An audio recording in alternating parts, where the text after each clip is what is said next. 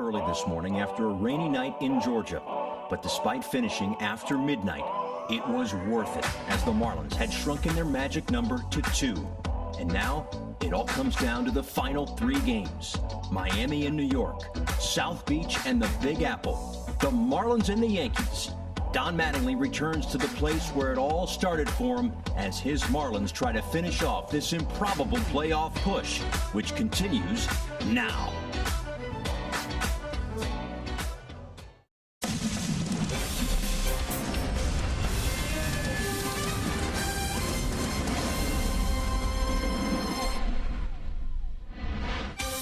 Miami Marlins baseball on Fox Sports Florida is presented by Leon Medical Center, proud sponsor of Miami Marlins baseball, a safe and healthy community. It's the final series of the regular season.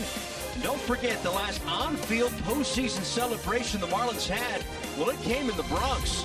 Is there another one on the horizon? The magic number right now is 2. If the Phillies lose to the Rays and the Marlins win tonight, well, then the Marlins are going back to the postseason for the first time in 17 years. They can still control their own destiny. They can do it all themselves if they'd like, but they can do it tonight with a little help. Inside the broadcast booth, Paul Severino and Todd Hollinsworth. You think about the late arrival or early arrival into New York, but you also know what's at stake tonight. Well, you certainly do, and you also know that adrenaline's going to take over. I know that these guys really around baseball aren't feeding off fans any longer because there are no fans in the stands, but if you're not feeling the adrenaline after last night's ball game, if you did not feel maybe their biggest win of the season, well, honestly, you're probably not a baseball player. These guys get to New York. It doesn't matter what hour it is. You wake up, you're going to Yankee Stadium. You got a chance to do something. You're excited to play. Your energy level should probably be high. You'll ride that adrenaline right through the weekend. Absolutely. And what has been great about this team, and we say it all the time, but we actually have the facts and the numbers to back it up. It feels like it's been a different hero every single night. And when the game gets tight, Todd, a lot of guys have stepped up. Yeah, they really have. I mean, you see the outstanding numbers, particularly with 2 outs. That really shows you what this group is all about. I'll give you another interesting nugget. Happ struggles with 2 outs. It's about the only time of the ball game where he's made mistakes. So if that combination works in the Marlins' favor, maybe they can score a few early runs against Happ tonight. But again, this is a team that has prided itself from first pitch to last pitch of this ball game being who they are, bringing their best and competing. It's been Don Mattingly's message all season long. This group has bought into that. Miguel Rojas continues to utter those words to his teammates each and every day. This team shows up ready to play, and they take it one day at a time. Pablo Lopez was great last night. He's been the guy to carry the staff, the guy who has set the tone and been the ace. Their opening day starter, Sandy Alcantara, goes tonight, and we know how good he can be. We saw him toward the end of last year and this month of September. Yeah, he's having a fantastic September. 2.25 ERA, Paul, and I'll tell you what else. The one thing that stands out to me, this guy wants to be the ace. He has thrown the ball very, very well. He's got a string of quality starts going, and here's what we're looking for tonight. He is the best starter in baseball at getting the ball on the ground. The Yankees at home are the best offense in baseball, and certainly hitting home runs is a big part of that. Hard to hit home runs if you're drilling it into the dirt in front of home plate, so we'll keep an eye on that. On the other side, it's a seasoned veteran. Jay Happ gets the ball, and he's been superb his last 6. Well, he certainly has. Jay Happ, really, since coming over, he's been the winningest pitcher. He's making his 50th start as a Yankee tonight. He's already got 21 wins under his belt, 1.93 ERA on the season. He's hot. Listen, the Marlins have been putting together better at-bats against the lefties. That's really what you lean on tonight. Happ's not going to blow you away. It's 91, 92. Every now and again you'll see 93. But he definitely has dominated the low zone, so the Marlins' eyes have to be down in that lower third tonight. We know what's at stake for the Marlins. The Yankees are going to the postseason, but they're worried about seeding. They want to get into the top half so that they get a home game, so they will be playing with some urgency this weekend as well. We step aside. When we come back, the magic number is dose. That's right. Marlins and Yankees get ready for some baseball in the Bronx right after this. Baseball on Fox Sports Florida is brought to you by Leon Medical Centers, proud supporters of Miami Marlins baseball, the safe and healthy community. By the Florida Lottery, visit playersguide.flalottery.com for tips and information about responsible gaming. By AutoNation. AutoNation will buy your car. Get a check on the spot. Visit AutoNation.com and by your local Honda dealer. Some of the great shots from last night in Atlanta. Yeah, that's right. Dancing through the raindrops to get the win, to get off the schneid, back in the win column, and snap a 4-game skid. But they still have a test in front of them as well, as John Birdie will lead things off for the Marlins tonight. The first of 3 to close out the regular season. Birdie in the top spot, the second baseman tonight for Don Mattingly's bunch, as Jay Happ delivers. The first pitch of the night is in there for a strike. Birdie is at second base. Starling Marte is in center. Jesus Aguilar at first. Brian Anderson at third. Cooper the DH. Brinson in right. Dickerson in left. Rojas at short. And Chad Wallach will get the start behind the plate. A pitch low to Birdie, and it's a ball and a strike. Jay Happ, his 9th start of the season and coming off his best start of the year. And we showed you earlier there have been a few to choose from. 8 scoreless, 9 strikeouts his last time out against the Boston Red Sox. He's locked in. You're right. No walks, 9 Ks against those Red Sox, and he's not walked a batter in back-to-back starts. So he's been dialed in. I think it's 48 is the number of consecutive batters without a walk. Well, he's up against a guy who's drawn a bunch of them since coming off the DL, and it's 2 balls and 2 strikes to Birdie, who in last night's game was a little bit more of a hit machine. 7th career 3-hit game, and the first one in 2020. Yeah, I believe it was to the day. The last time he had a 3-hit game was September 24th of last year. Let's hope he doesn't wait too long for the next one. Yeah, I'm with you. That one is outside of third and foul. Now a big night for John Birdie again. To say that they missed him would mean, well, maybe they weren't winning games, but you love his energy, you love his versatility. Well, I've said it all season long, Paul. I mean, he impacts the game every day. Now, last night it was with the bat, and one big swing coming up his 3rd hit I felt like was the biggest one. Yep, there it is, hanging changeup. That really got the Marlins moving. Whether it's the bat, the glove, the legs, I mean, he seems to do something every night to help this team win. And 2 more wins get the Marlins to the postseason for the first time since 2003. They could get a little help from the Phillies tonight if the Marlins win. This one out into right field, and Aaron Judge makes the play. All right, let's get you the AutoNation scouting report for Jay Happ tonight's ball game. Happy at home, 4th start at Yankee Stadium. He's 1-0 with a 1 ERA. He's given up 2 earned runs. Both earned runs on solo homers. Now, the fastball facts, the 4-seamer and the sinker combined, you're going to see it about 65% of the time. I kind of already told you, you're going to see him work the bottom of the zone tonight. Now, 30 of the 39 strikeouts he's recorded on the season have been on the fastball. It's not somebody who's using his fastball to set up his secondary pitches, and those are the secondary notes. Slider and the changeup, they're good pitches, but they're not great pitches. He works them in, but at the end of the day, he's going to get back to his fastball. He's a big guy, 6'5", 37 years old. He knows what he's doing, knows how to pitch downhill.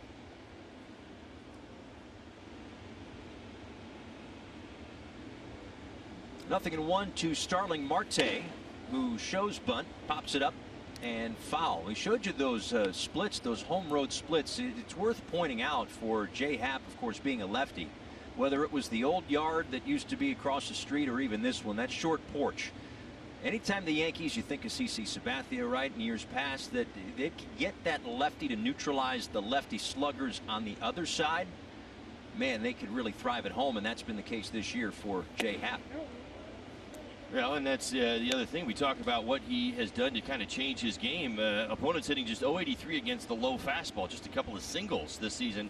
That's where he has made the most improvement as a Yankee. We talk about this all the time. What's harder to, get up and go out the other way is somebody who can command both sides of the plate and keep the ball low in the zone. If he's going to throw a fastball 93 miles an hour, waist high, middle away, you touch it, it's going to go out to right at Yankee Stadium. Wonder if that guy on the right knows anything about short porches at Yankee Stadium. He might.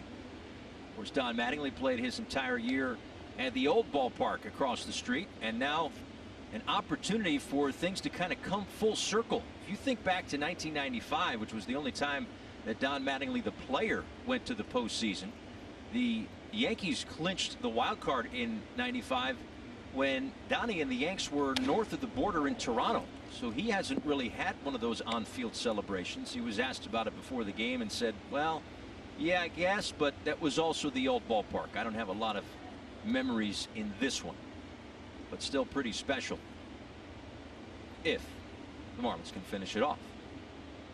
2 balls and 2 strikes to Starling Marte. They'll check over at first, and the crew chief Jeff Nelson says strike three. Get you the Yankees defensively behind Happ for tonight's ball game. In the outfield, Frazier gets the start in left, Hicks in center, Judge back and in right. Ursula Torres, LeMahieu, Voit. Boys, he had a great season. 21 bombs. Sanchez does the catching, and our old friend Giancarlo Stanton does the DHing.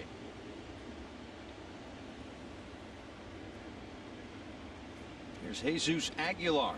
Back-to-back games with a home run. He takes a strike.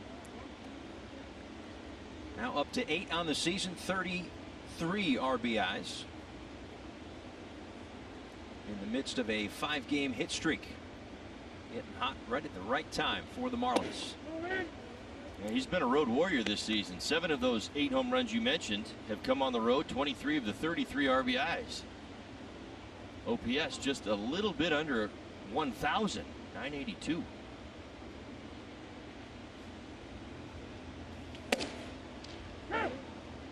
And Happ gets the call on the corner. It's a ball and 2 strikes.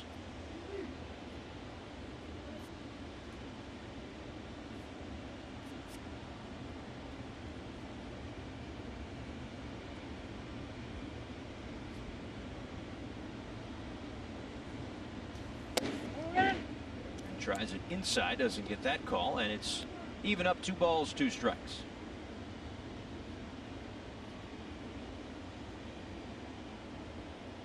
Not long ago, the Yankees had a 10-game win streak, but they lost on Sunday, dropped 3 of 4 to the Blue Jays, so they have lost 4 of 5 since then. Again, heading to the postseason for sure, but still trying to jockey for position. They have played really well in this ballpark.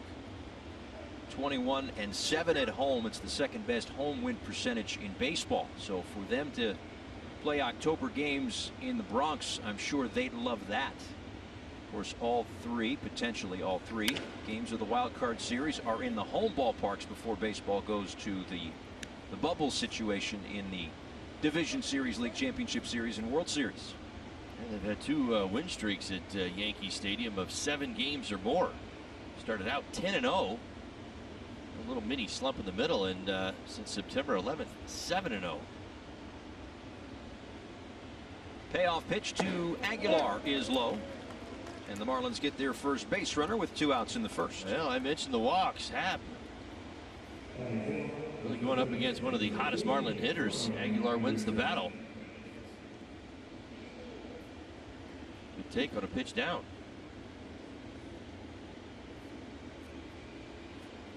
Now the third baseman, Brian Anderson, will dig in. 10 home runs, 37 RBIs on the year for BA.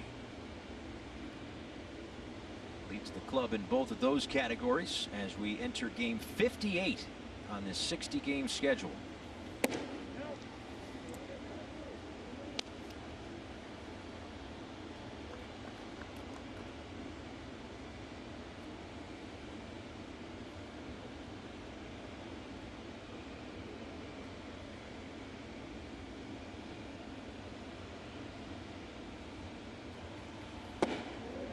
That's a pitch low, and now Happ falls behind 2-0. Well, up to 23 pitches this inning. It's a good number. I hope the Marlins can maybe come up with a little 2-out magic, but regardless, making Happ work.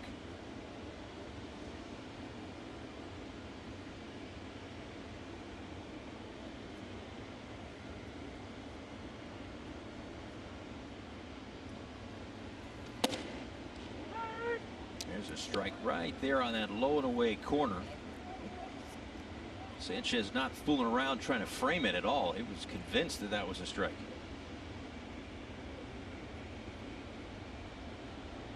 Yankees third-year manager Aaron Boone has taken this club to the postseason each of the last, well, now 3 years, starting next week. 3-1 now to BA. Yeah, I believe that the Yanks a winning record, winning season, for 28 consecutive seasons, I believe it is. Yeah, something like that. But still, nothing to sneeze at, I guess, if you played in the 20s, 30s, 40s, 50s, and 60s. 39 straight winning seasons. Right. So, you know, not even in the same neighborhood. It's the best modern version. I think the Cardinals are a distant second with like 12. No, it's an unbelievable and impressive run. They are now going to the top of the third, by the way. The Phillies got out of a bases-loaded jam, but still trail at 1-0. So again, we'll continue to remind you of what's going on. A Brett Phillips RBI single gave the Rays the lead. The magic number for the Marlins is 2. So any combination of Marlins wins, Phillies losses that equal 2 get the Marlins to the postseason. We also would have had an eye on the Mets. They have been rained out tonight against the Nationals. But the magic number to eliminate the Mets is 1. So again, a Marlins win would eliminate the Mets, who could tie the Marlins and have the tiebreaker. That's why that's important. Garrett Cooper, a former Yankee, lifts one to deep right field. Did he get enough? He did. How about that short porch? A 3-run homer for Garrett Cooper. And it's a 3-0 Marlins lead. Well, not waiting around for Coop. Listen, you always get up for games against your former team.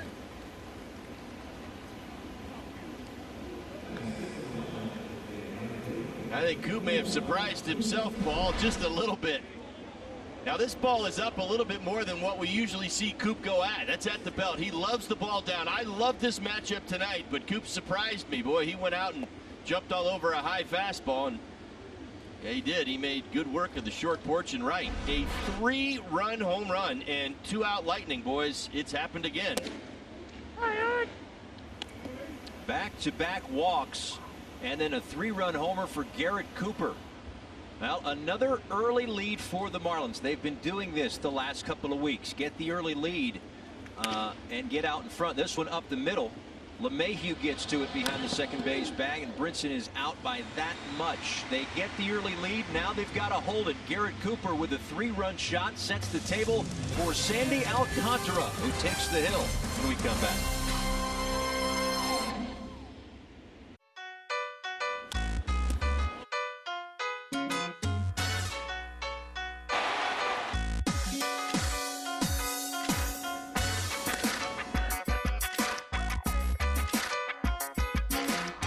Give the ball and a 3-0 lead to Sandy Alcantara. Garrett Cooper with a 3-run shot off of J-Happ in the first inning, and now Sandy, who makes his 7th start of the season, will try to protect that advantage. Coming off a win against the Nationals, a 2-1 pitchers duel in Game 1 of the Sunday doubleheader against Max Scherzer. Marlins scored their go-ahead and eventual game-winning run in the 6th inning to take the lead. He'll deal with a guy who very well could win a batting title again this year. DJ LeMahieu takes strike 1, 355. That is the best batting average in all of baseball. Certainly tops in the AL. He won a batting title in 2016 and certainly seems headed there again. But Sandy's out in front of him, 0-2.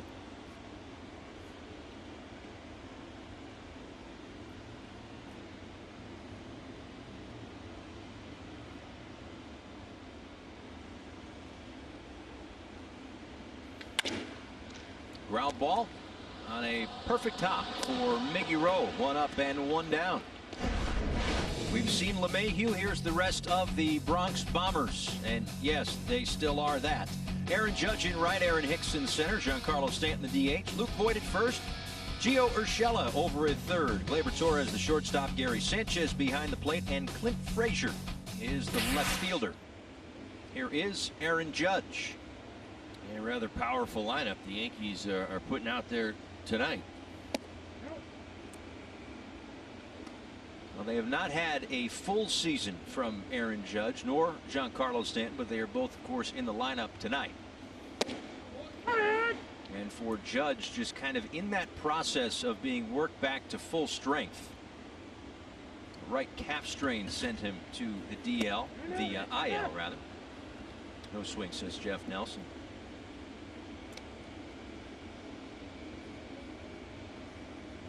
Well, I love that we've seen Sandy already starting to incorporate the slider. It's not as if he's coming out trying to challenge the Yankees with just straight fastballs right away. He's kind of getting the whole arsenal working. Let's give you the Marlins defensively behind Sandy for tonight's game. Dickerson gets the start in left, Marte in center, Brinson in right. Your infield, Brian Anderson as always at third, Rojas, Birdie, Aguilar at first. Wallach will do the catching again tonight, and Coop the DHing.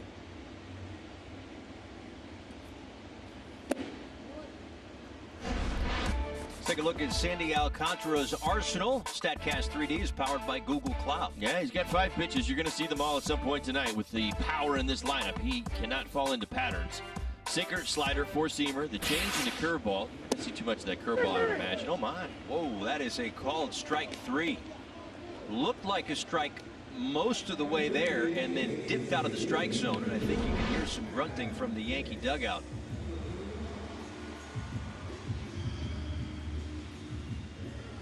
I'll tell you what, if Holly, if we're being honest, if we're going to complain when the Marlins don't get the calls, that ball's down. That's pretty low. Sure, you have to twist my arm. We're just about getting it. We love the breaks. We'll take them.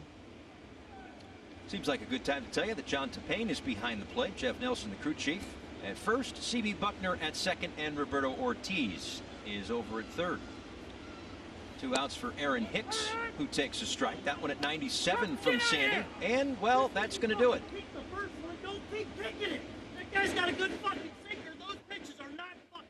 Well, we apologize for that. Aaron Boone certainly not thrilled with the strike zone early on. 10 or so pitches into this one. I don't know. Get the fucking together. And there he is again. Well, yeah, he's not too happy with that. And again, it's part of setting the tone. We mentioned earlier, listen, the Yankees are still fighting for something too here. They want home games in the postseason. well, and they're scuffling right now as a team. I mean, that's just it. I know that they've had on the broader scope, the September's been better. But my point is that they're trying to find their way right now. And, here you go. You got Happ on the mound. You've got a home run that's already been hit. You've got a couple of pitches down at the bottom of the zone that don't go your way. And listen, we've been on the other end of this conversation just a few days ago. But you want to keep your cool, and, well, we'll see. We'll see how it ultimately turns itself out as Aaron Boone's gone. But Aaron Hicks is still in there. He takes a strike. It's 0-2.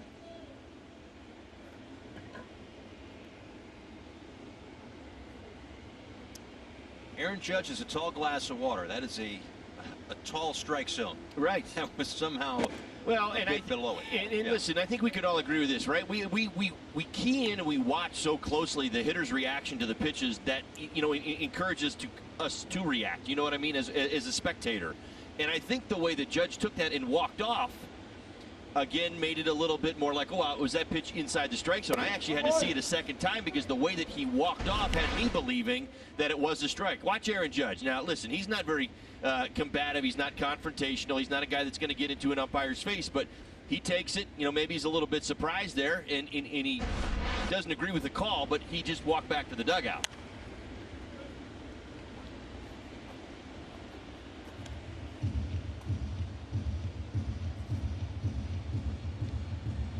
Well, after all that, it's the first strikeout of the night for Sandy Alcantara, and he is in search of his second. 2 balls, 2 strikes on Aaron Hicks.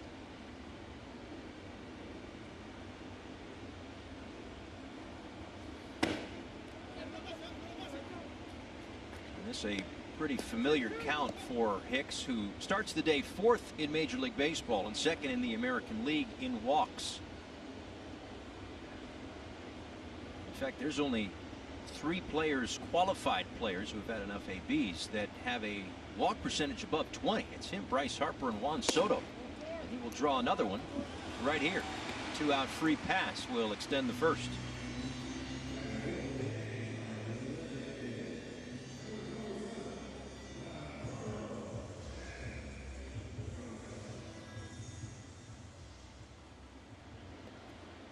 That'll bring up Giancarlo Stanton. Has missed considerable time this year, 33 games with a left hamstring strain, August 9th to September 15th. Of course, no minor league season. Every team has an alternate site, but no minor league season to get those reps back, that timing back. It seems like slowly but surely he's getting back to where the Yankees hope he will be when the games count for a little bit more. Yeah, from what I can tell, and I haven't seen a whole lot of the Yankees this year, we've been busy. Stanton's presentation is very much the same than what we saw, and we watched the swing adjustment in his MVP season, and it's still that same approach. Closed up the front side, moved off the plate, allowed himself to cover middle away a little bit better, let the ball get a little deeper. I think it would make some sense with Yankee Stadium and the short porch and right. It's still very much the same approach that we saw in his MVP season.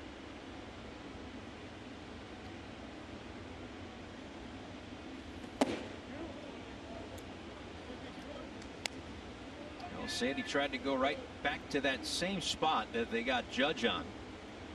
At least they got the call of Judge on that slider low. 2-2 to Stanton.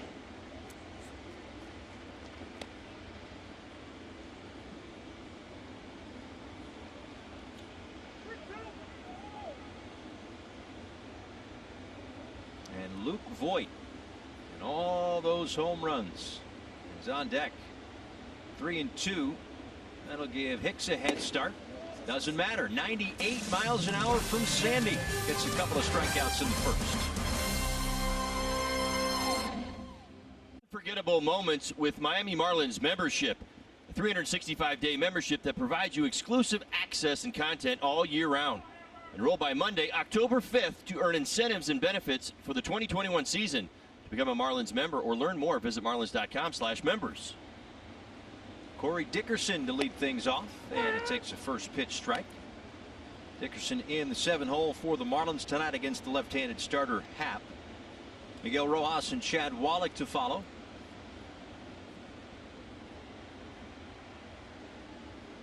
And Dickerson takes a pitch low, 1-1.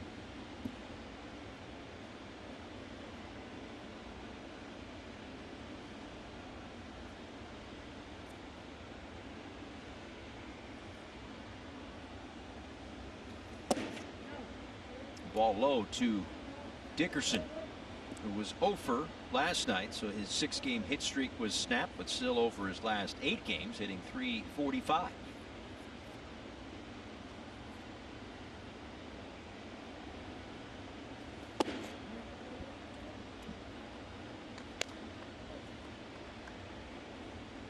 Have fallen behind 3-1. He got a couple of quick outs in the first inning, but then walked Aguilar, walked Anderson, and gave up a 3-run homer to Garrett Cooper.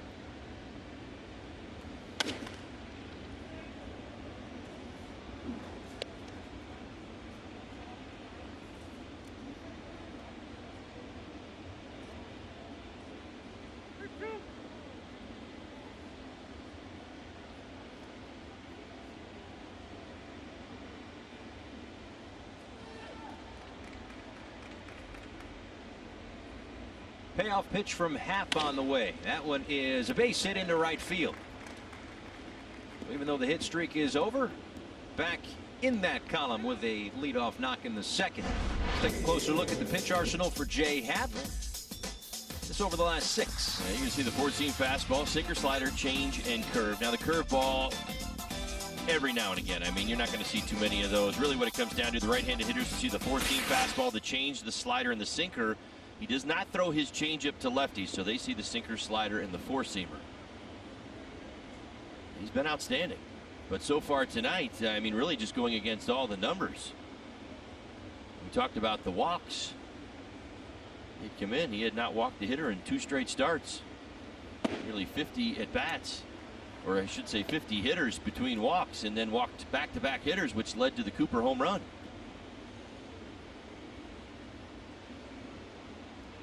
Now the early lead for the Marlins, and now an early lead for the Phillies. A 3-1 edge as they go to the last of the third at the Trop. We'll keep you posted on that one.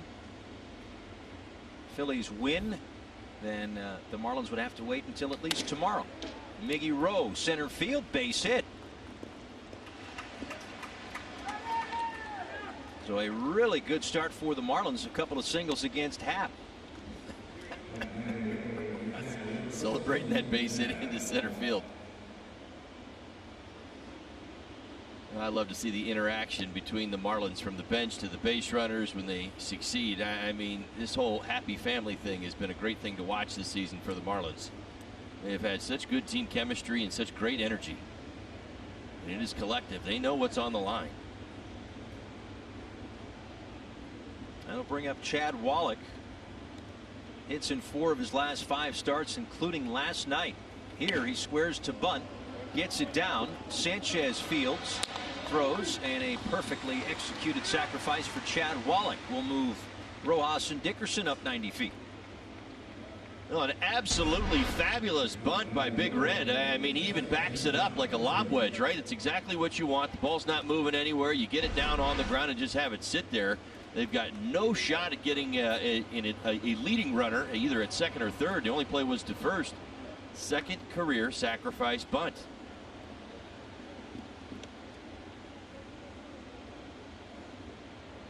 Well, he had the single last night that broke the scoreless tie. And now he sets up this second and third situation for John Birdie, who will have the infield in against him. Fly out his first time up to right field. 2 on, 1 out in the second.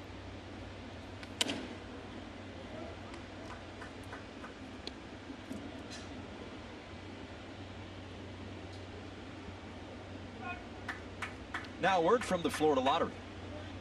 Multiply your winnings up to 200 times with Times the Cash scratch-offs. The Florida Lottery. It's your ticket.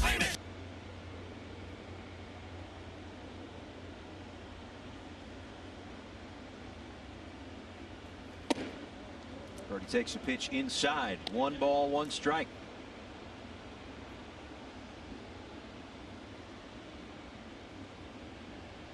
You think that Hap's probably going to really try to get in on John Birdie at least a time or two and pick up the ground ball. That's what he'd love to do. Now Birdie, we showed it to you last night. I mean, he was absolutely outstanding, right? Stayed inside the baseball 2 different times, able to drop base hits in right. Finds the inside corner. If Hap stays away, he's got a good fastball. He knows both sides of the plate pretty well. This gives John Birdie a better chance to get the ball in the air to the outfield. Birdie returned from the IL just before the road trip, but he has been productive. Looking to tack on a little bit more here. Instead, it's a strike 3 called on the inside corner. Now stayed in exclusively. Really just didn't even give him a chance on anything away. See Sanchez, the higher target on the inside corner, and Jay Happ gets to it. It's a big out number 2.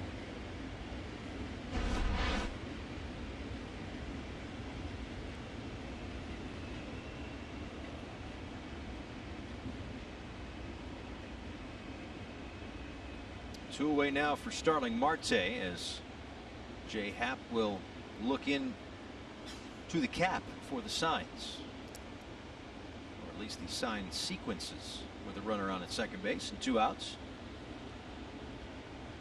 Marte a strikeout his first time up.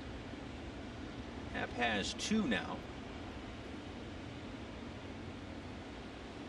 Let's pitch upstairs.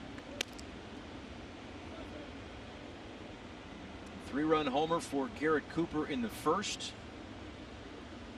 Those the numbers for Starling Marte in some limited action at Yankee Stadium. He'll take 4 for 11. Marlins would really like 5 for 12 if they can get it. With 2 in scoring position and 2 outs, that one is grounded foul, ball and a strike. Now this is a situation that the Marlins have been at their best this season.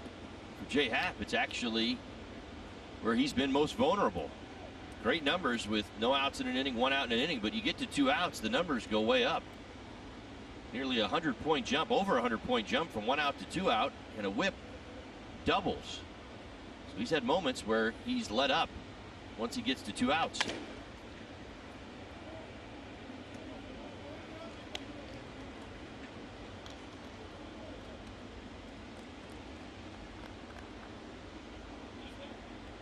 It's a lot easier for me to say this when the Marlins have a 3-0 lead, so I'll say it now. They got in late last night. They left Atlanta. We're up in the air, wheels up at around 3. Landed at the airport in the New York City area at 4:45. Got to the hotel around 5:30. You figure bags in bed, you're out like a light at 6:30. That is a hit by pitch on the left hand for Starling Marte. Trying to shake it out. Hopefully Nothing more than a glancing blow, but here's another look. Yeah, there's some meat on the backside of that hand. If it is the left hand, which I think is where he got hit, you're hoping that it's not too bad. Oof. Yeah, hard to tell. Is it the wrist or right, the wrist is is the hand somewhere in I there? think you'd agree, right? The wrist feels an awful lot more vulnerable. I didn't get hit on my wrist too often, not really ever speaking, but I did get hit on my hands every now and again. But if you can take it on the kind of the meat part of your hands, it's more of a pinch. If you get hit on the wrist, boy oh boy, you worry about broken bones. Yeah, and we're talking just merely a matter of an inch or two, one way or the other. Well, for now, he looks okay. And it will also load the bases for Jesus Aguilar.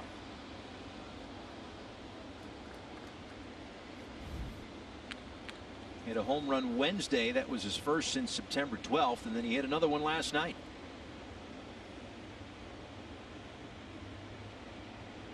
Dickerson, Rojas on after leadoff singles. And then Marte with the hit by pitch.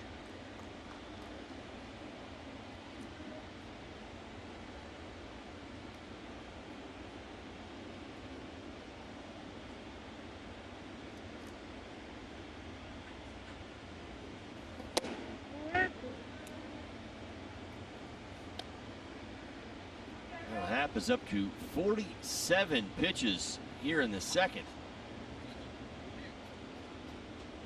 I think you'd agree. Great man in the box in Aguilar. He has been a hit machine on the road, on this trip.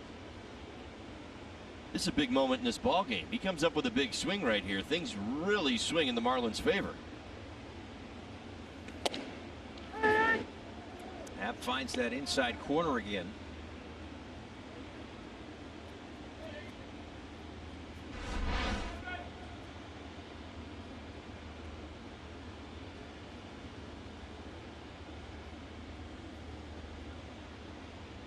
See Sanchez kind of pull it back in, gaining an inch or two on the inside part. Little wrinkle to that one, and it's a ball and 2 strikes. We talked so much about the clutch numbers for the Marlins. This is across Major League Baseball and where they rank 6th, 1st, 8th in those categories. And couldn't they use a 2-out hit right here? Score a bunch of runs in these situations. They got 3 on 1 swing of the bat in the first with 2 outs. Ball and 2 strikes to Aguilar. Straightens him up. Well, if we think back to the birdie at bat, right? Really tried to take command inside. Aguilar certainly should be aware of the fastball in. We've seen it a number of times with these righties.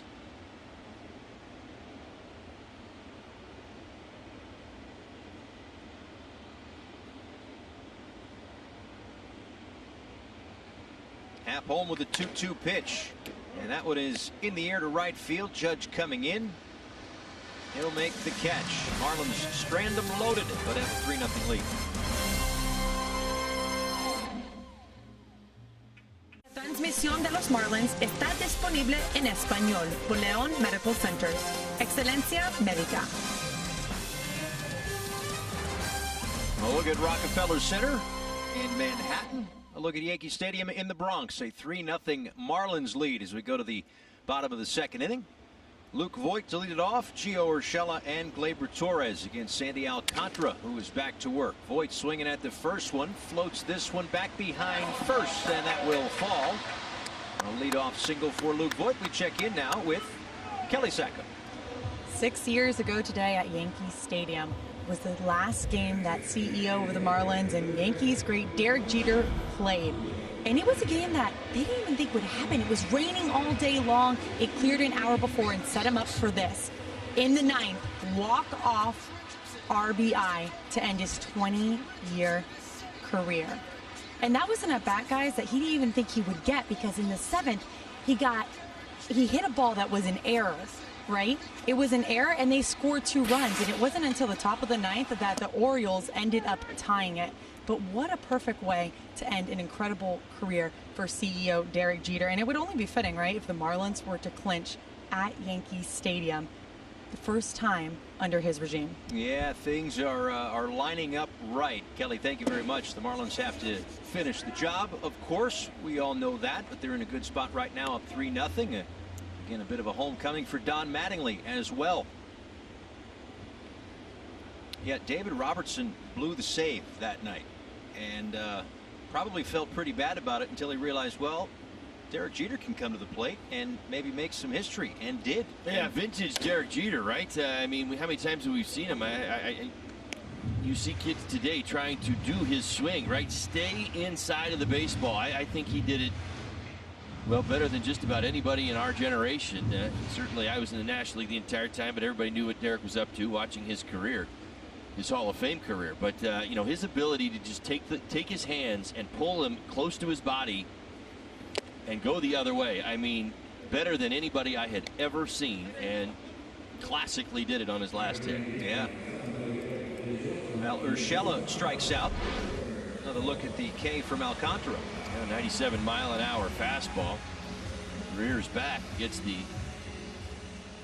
best of Gio. Now, worth noting, coming into this ball game, how the Yankees fare against 95 plus, right? They're okay. League average, 252 average. Their slugging percentage at 439. That's 12th in the league. So they do a pretty decent job handling top tier velocity. There's Gleyber Torres fouling one back. That at 96 from Sandy. Torres, the shortstop for New York, came over from the Chicago Cubs. You think back to that 2016 season, the Cubs wanted to get over the hump. They hadn't won a World Series in, I don't know, 7,000 years or something like that. 108, but they wanted to get a closer. They needed Chapman. They got him, and they gave up Torres. And then the Marlins got Chapman back, and Torres grounded into a double play. How about that? A 3-0 Marlins lead. Marlins fans, you can stream Miami Marlins baseball live on Fox Sports Go, presented by T-Mobile. Download Fox Sports Go today and don't miss a second of the action. Sandy Alcantara getting a double play ball that was hit to Brian Anderson. Goes 5-4-3 around the horn and gets out of a tiny bit of trouble. And a base runner there in the second. We go to the third. Andy, Cooper, and Brinson. First pitch swinging, a roller to Urshela at third. Pretty sure-handed at the hot corner, and there's one out. Our Fox Sports Florida Youth Player of the Game is Sergio Mundarain, 14 years old, playing for the Cobras, and his favorite player is Miguel Rojas. Marlins.com/youth player. Got a couple of days left to get involved with that. Here's Garrett Cooper now. Cooper with that 3-run home run back in the first inning. Miggy, he's always coaching. He's been such a leader on this team. He'll get in there and the pitching staff and talk to them and hitters. Love to see it. You also have to have a ringleader in the dugout. I think that's Miguel Rojas. He's done a fantastic job of that this year. You know, he's up and down, constantly talking. I mean, players tend to get focused, you know, in on their game. They're watching the pitcher, and a lot of times the dugout can get quiet at the major league level. It's not like what you see with our kids or with, you know, maybe even college ball. The big league level, it's generally, you know, guys locked in, you know, maybe cheering for a guy in the box or barking at the umpires. You know what gets people loud in the dugout? 3-run homers like what Garrett Cooper had in the first. The guy go make it easy play of the game. Yeah, one pitch and bye-bye baseball. Classic Yankee Stadium home run.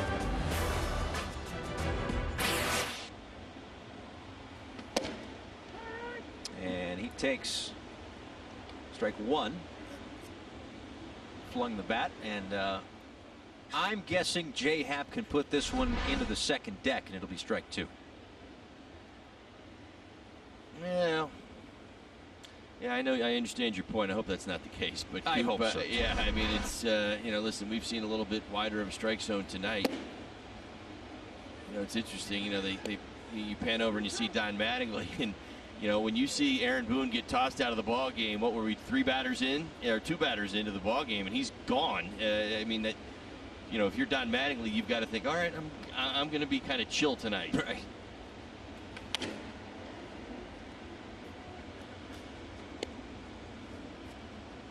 Well, one thing that Coop and Don Mattingly have in common is they were both Yankee first basemen. Of course, Don Mattingly for a little while longer than Garrett Cooper, who played in 13 games with the Yankees in 2017. Had an 822 OPS, but then there's a strike 3. And Cooper wasn't happy with strike 1, not happy with strike 3. Yeah, I think the hitters are just going to have to accept this ball, right? If we're going to be fair, certainly about this. That ball appears to be down, just maybe catches the bottom of the zone. But, I mean, from what we've seen already tonight, the zone is going to be a little bit bigger in spots. And I think both clubs are going to have to see it that way.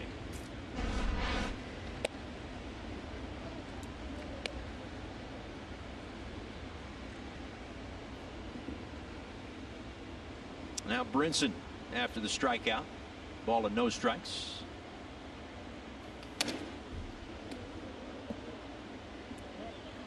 Brinson a ground out to second to end the first inning. And just to finish that thought on Cooper, he was in that offseason between 17 and 18 traded over to the Marlins in the first trade that this new ownership group made when they took over.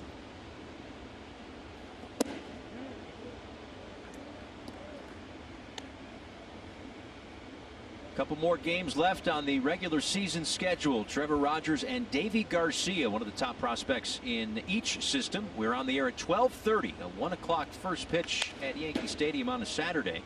And then Sunday back at it as well, middle of the afternoon, 3 o'clock for first pitch.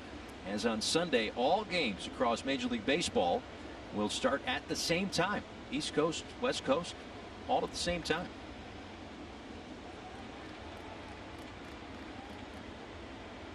2-2 with 2 outs. And Brinson in the air to left. Coming in Clint Frazier. Bottom of the third coming up. 3-0. 3-0 lead as we go to the bottom of the third inning. Let's check in with Mel Stottlemyre Jr. Get his take on Sandy. 4-pitch mix. When he's attacking the zone with a sinker, he's got the ability to put the ball on the ground. The one thing that he's worked on is trying to, when he does get to finish counts, have the ability to put guys away with a slider. Got a plus change, got a four-seam fastball that he can ride the glove side and tunnel a lot of his pitches. Tunnel a lot of his pitches, Todd. What does that mean? Well, basically, you're masking your pitches. You're coming out of the same arm spot. You're throwing to the same side of the plate, generally speaking. And we've talked about it in regards to Sixto Sanchez, throwing his circle change and his two-seamer from the same spot, just a different grip, and the ball moving differently. But what a hitter picks up is the release point. They don't identify quite what's coming at them. Line drive for Gary Sanchez to start the third. And they struggle with the separation and speed. So when you're tunneling, you're doing a very good job of releasing the ball consistently from the same arm slot and spot. And obviously the pitches are starting out in what would look like a tunnel and then moving as they kind of get a little closer to home in some different directions. You saw the batting average for Gary Sanchez. Hits have been few and far between, hitting in the 140s. And then he lines one into left field. And he picked on a slider. Now Clint Frazier to the plate.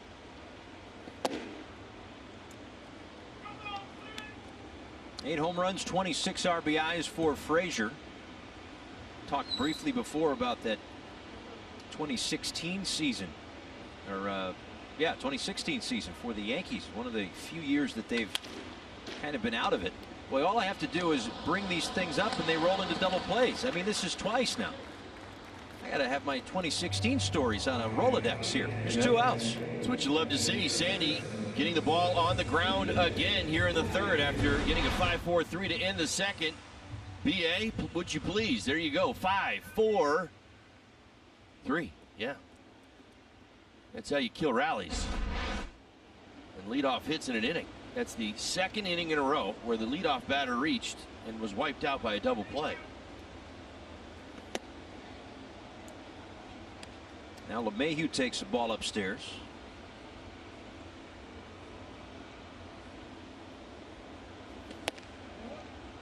Man, all I wanted to say was that the Yankees had a couple of relievers that they traded away to get guys like Gleyber Torres and Clint Frazier, and both times they grounded into double plays. Pull up a bunch of box scores from 16 and just go into story time later. The Yankees get base runners tonight. You really felt like there would be an advantage for Sandy even against this potent Yankees lineup first time through. They've never seen him before, so if Sandy's on his game and throwing strikes, advantage Sandy. That's what elite stuff does. You'll probably see some different approaches from the Yankees now a second time through.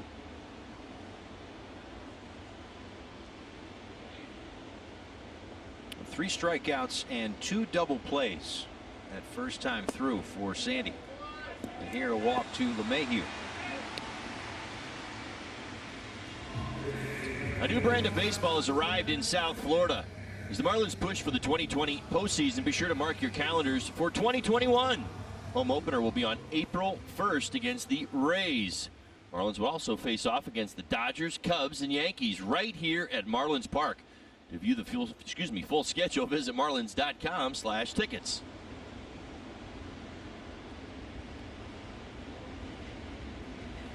Aaron Judge went around, 0-1. Yeah, I think the fuel schedule is actually going to be the way that starting rotation lines up next year. With all the arms that they've got. That's it. That's what you're thinking, right? I was actually thinking how excited as I was doing the read. Excited for 2020 and for 2021 in such a way because you feel like it's the story has just finally started. Oh yes. Judge lines one left field. It goes off the wall. LeMahieu on his way to third. He'll stop right there. Judge cruises into second. A 2-out double for Aaron Judge.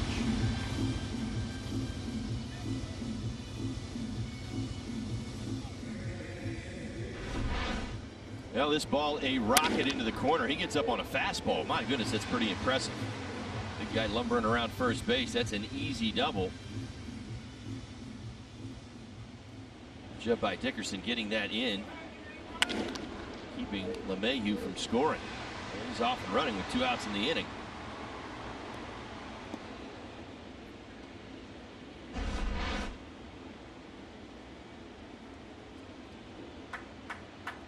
Again, Judge working his way back to full strength after that calf strain. Figures to play in all 3 games this weekend. A strike to Aaron Hicks. His 3rd double this year. Played in only 25 games. This is his 26th game this year. There's a 97-mile-an-hour fastball from Sandy. Exit velocity of 104. And that is going to go down the right field line into the corner. That'll score LeMahieu and Judge easily. Into second with a 2 RBI double, Aaron Hicks, and the Yankees get to within a run. Yeah, they build their own 2-out rally, which started with a walk. Double by Judge on 97, double by Hicks on 98. Well, if you wondered if the Yankees could handle elite velocity, the answer is yes. That is a big hit for Hicks. The Yankees have cut the deficit to 1.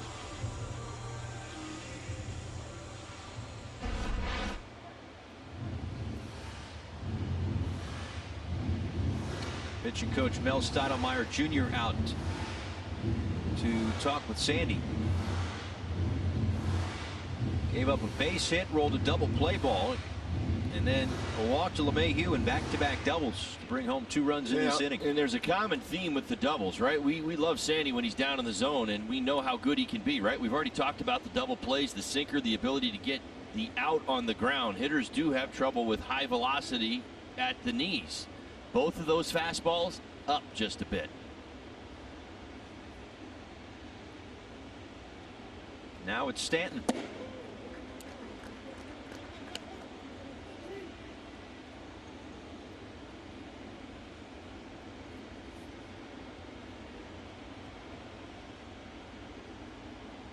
Just the 22nd game this year for Stanton.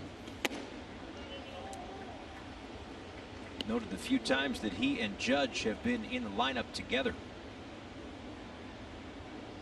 Yeah, we shouldn't be surprised at the patience from the Yankees. They are the best team in baseball when it comes to taking a walk. Came into tonight's action with 235 of them, leading Major League Baseball. Walla catches a foul tip right off the mask, but seems to be all right. Yeah, I guess a little bit of what the Marlins just saw in Atlanta, right? You don't want to fall behind these hitters because they'll get you, but you don't want to give them too much good stuff or they'll hit it out of the ballpark. This puts tremendous pressure on the mound at all times. I mean, we talk about lineup length with the Braves. It's the same thing with the Yankees. A good slider from Sandy. Yeah, the Yankees, you know, so interesting. We have been playing up this week for so long, Paul, and you know how important it is in finding value in it. What a tremendous litmus test for this ball club. They had a big win yesterday, but they did lose 3 or 4. The Yankees, they're the best offensive team at home. They're better than the Braves. They come into tonight's action with a 908 as a team OPS at Yankee Stadium. 908. Jeez. Yeah. But a bit of a different club on the road. I mean, they just went through Buffalo. Marlins went through Buffalo. It was only 2 games, but they went through Buffalo, and you saw just how much the ball jumped out of that ballpark. They didn't hit a homer. The Yankees did not hit a home run in the 4 games. Right. That's a good point. I sometimes you just you have a hard time explaining it. Teams fall into patterns. They fall into comfort zones. That is foul. Sounded like Stanton broke his bat.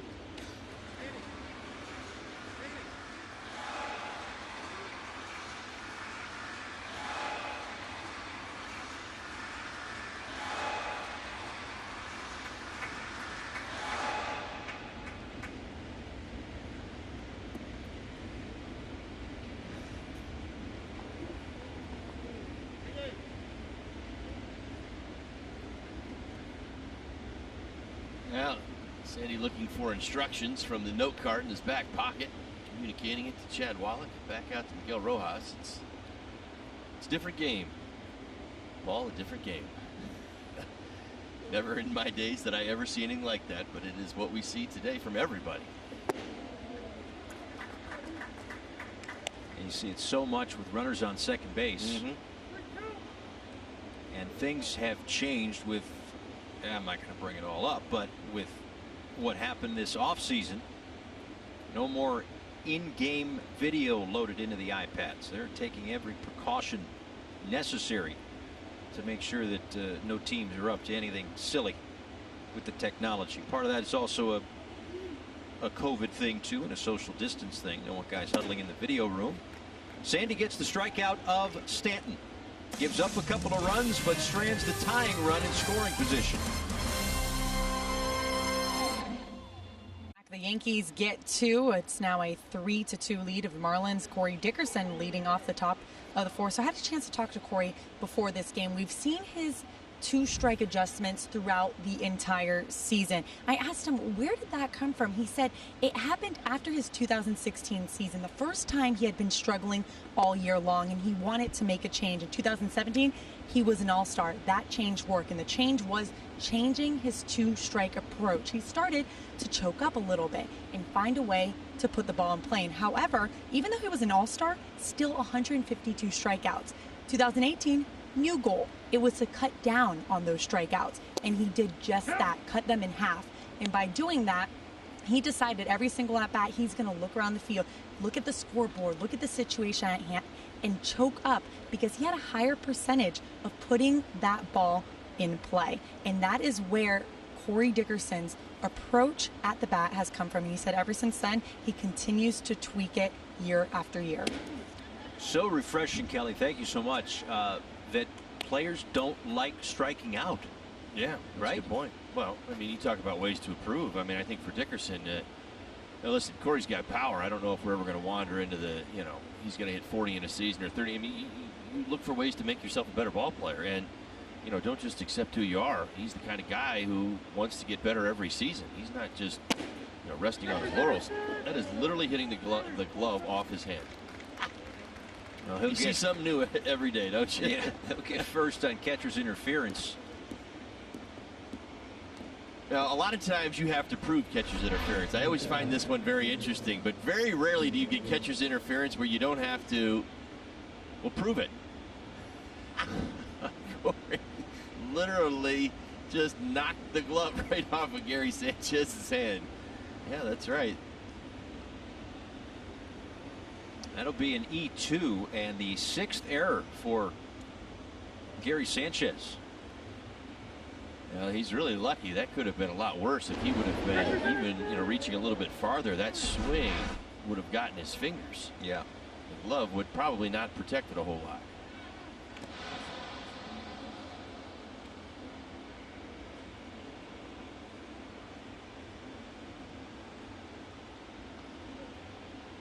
Well, Happ coming up on 70 pitches here with 1 on and nobody out in the 4th inning. Mentioned his last time out was against the Red Sox. He went 8 innings. It was the first time a Yankee starter had thrown 8 this season. First time since Masahiro Tanaka last September.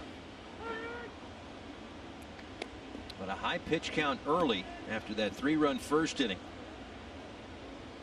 A couple of walks in the home run. Rojas a base hit in the 2nd where the Marlins left the bases loaded.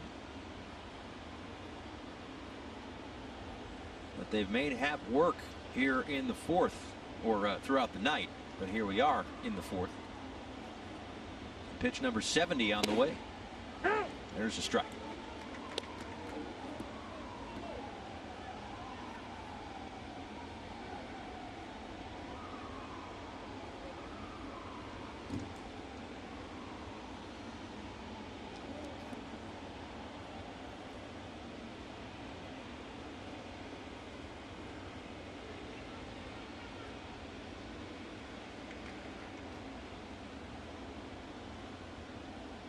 Nothing in 2 to the Marlins shortstop. Seen a couple of those get called for a strike. That one not. And it's 1-2.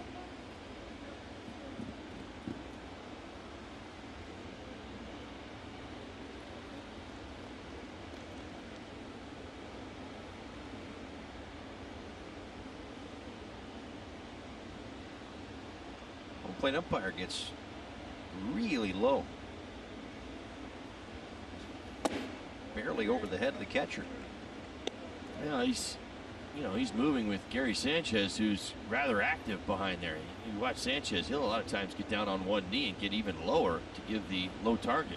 You know, for Happ, that's one of his greatest strengths is the low fastball. We've talked about it an awful lot. He's in a lot of ways made a career of it.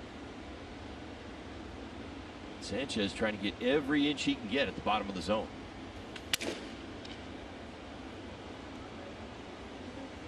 Now Miggy Rowe broke his bat while he gets a new piece of lumber. We check in around the majors and go to St. Pete. Bryce Harper runner on first and 2 outs. This one down in the right field corner. And that's going to bring home Alec Bohm all the way from first. He scores easily. Throw goes to third, gets away, and rolls into the dugout. Harper is awarded home. So the Phillies have a 3-1 lead right now as they play with 2 outs in the 5th. Yeah, Harper's hitting again.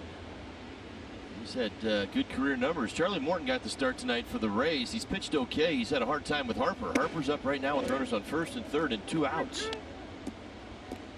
It's a big spot in the ball game.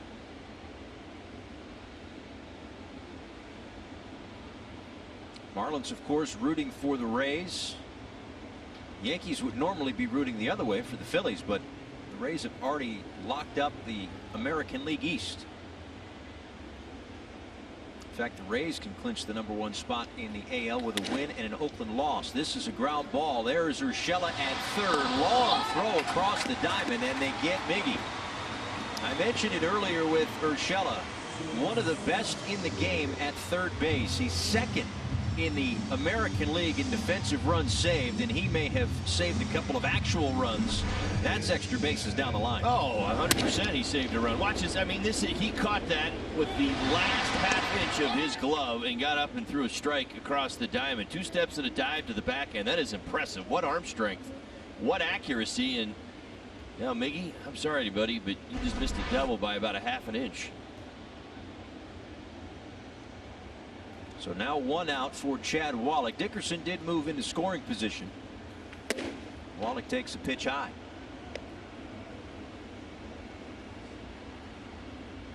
Wallach was at the plate in the second inning after leadoff base hits by Dickerson and Rojas laid down a sac bunt.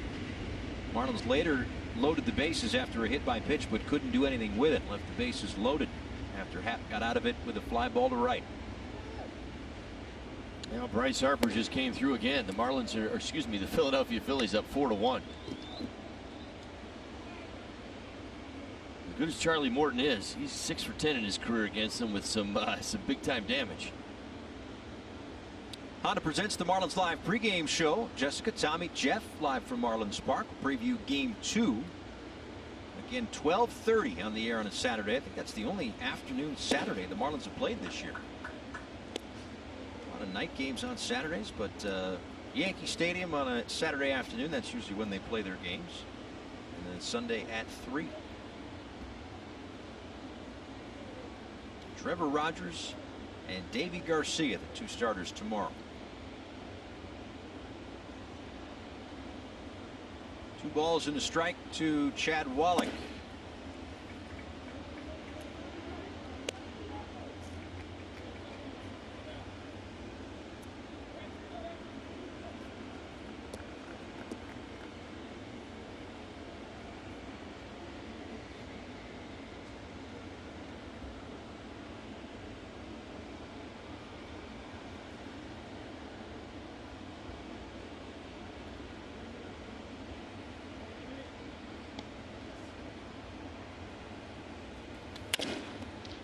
Grounded to Urshela.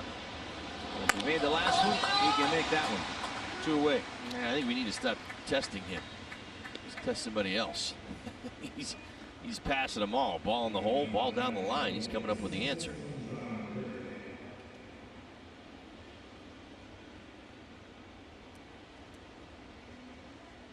So now 2 away.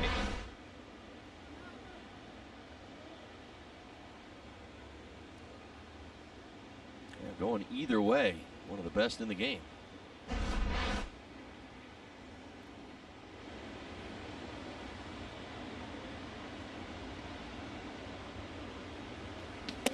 John Birdie takes a strike.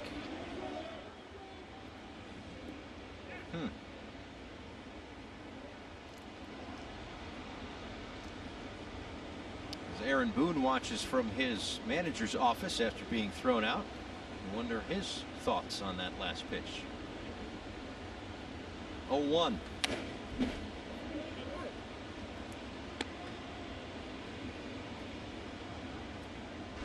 Here's the strike 1 pitch.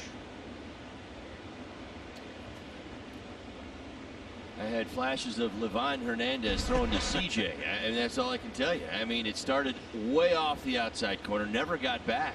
I mean, it's been a while. It's the other side of the plate, but that's what it reminded me of. 0-2 now, and Birdie flicks one out to center field. Bottom of the 4th coming up. 3-2. To lead it off, he currently leads baseball with 21 home runs. Here's a look at all of them. StatCast 3D is powered by Google Cloud. Well, and I think what's most impressive when it comes to Voit, right? 21 home runs on the season. Now, that leads Major League Baseball.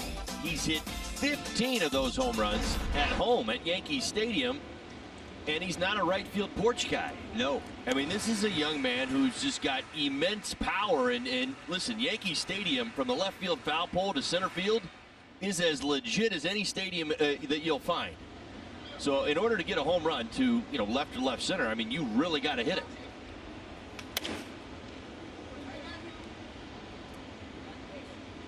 Now, those were the major league leaders we showed you a moment ago. And the Toyota trend shows just how many times a Yankee has led all of baseball. The last being Alex Rodriguez in 2007. This one's not getting out of the ballpark. Mickey Rowe makes the play. Voit retired for out number 1.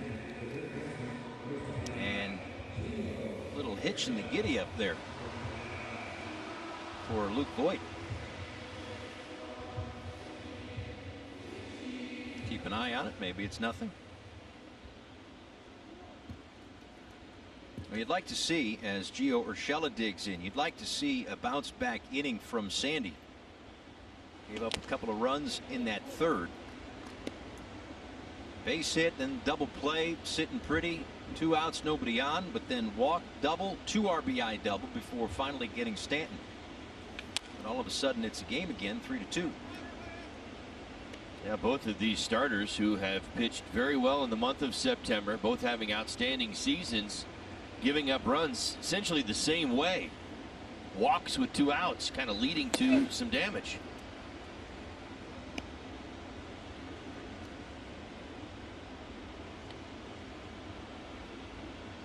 Gio Urshela down on the count, ball and 2 strikes. Sandy struck him out his first time up. Struck him out on a fastball and just misses on a pitch outside.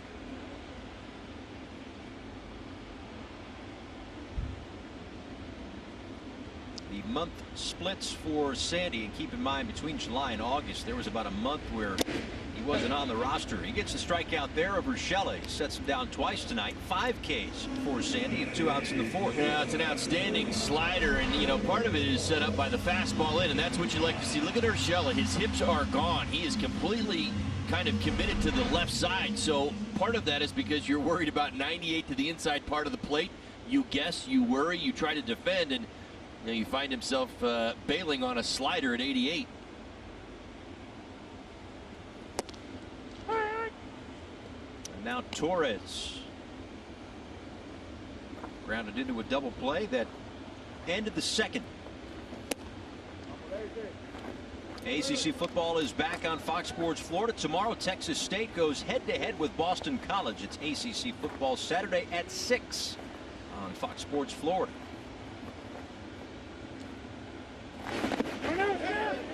Did he go? No, says the crew chief and first base umpire Jeff Nelson.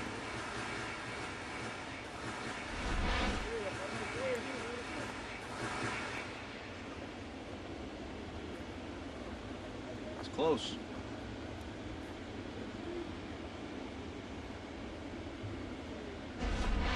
I think our Jeff Nelson would have said swing. Our Jeff Nelson, not an umpire. Birdie makes the play, and we go to the 5th.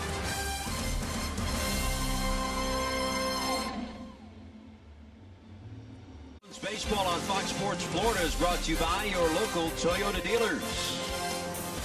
Some celebrations from last night. Brinson, Harrison, Marte. This has become a thing. By the way, no trampoline out in the outfield, I promise. These guys, hang time. Hey, I'll tell you right now, that's impressive. Let's remember this. That was about 12:15 in the morning. Oh. Marte chops the first one to Torres at short. And that's out number 1. My vertical leap in my day was 4 inches. At 12:15, it was 2 inches. That's a guarantee. There's no way my legs felt that good to get that high off the ground. Well, did you happen to see the video of Monte and Lewis? And Lewis was a lot more subdued, but leaving the clubhouse last night around 2 a.m. He's got the cowboy hat on. He's dancing like it was noon to Monte Harrison. Hey, it's great. Tremendous energy. No, and it's all positive. They continue to talk about the family atmosphere, finding ways to win. I mean, they knew this was setting it. Let's not forget the number of games in a row this team has played. I mean, this was a grueling last week of the season.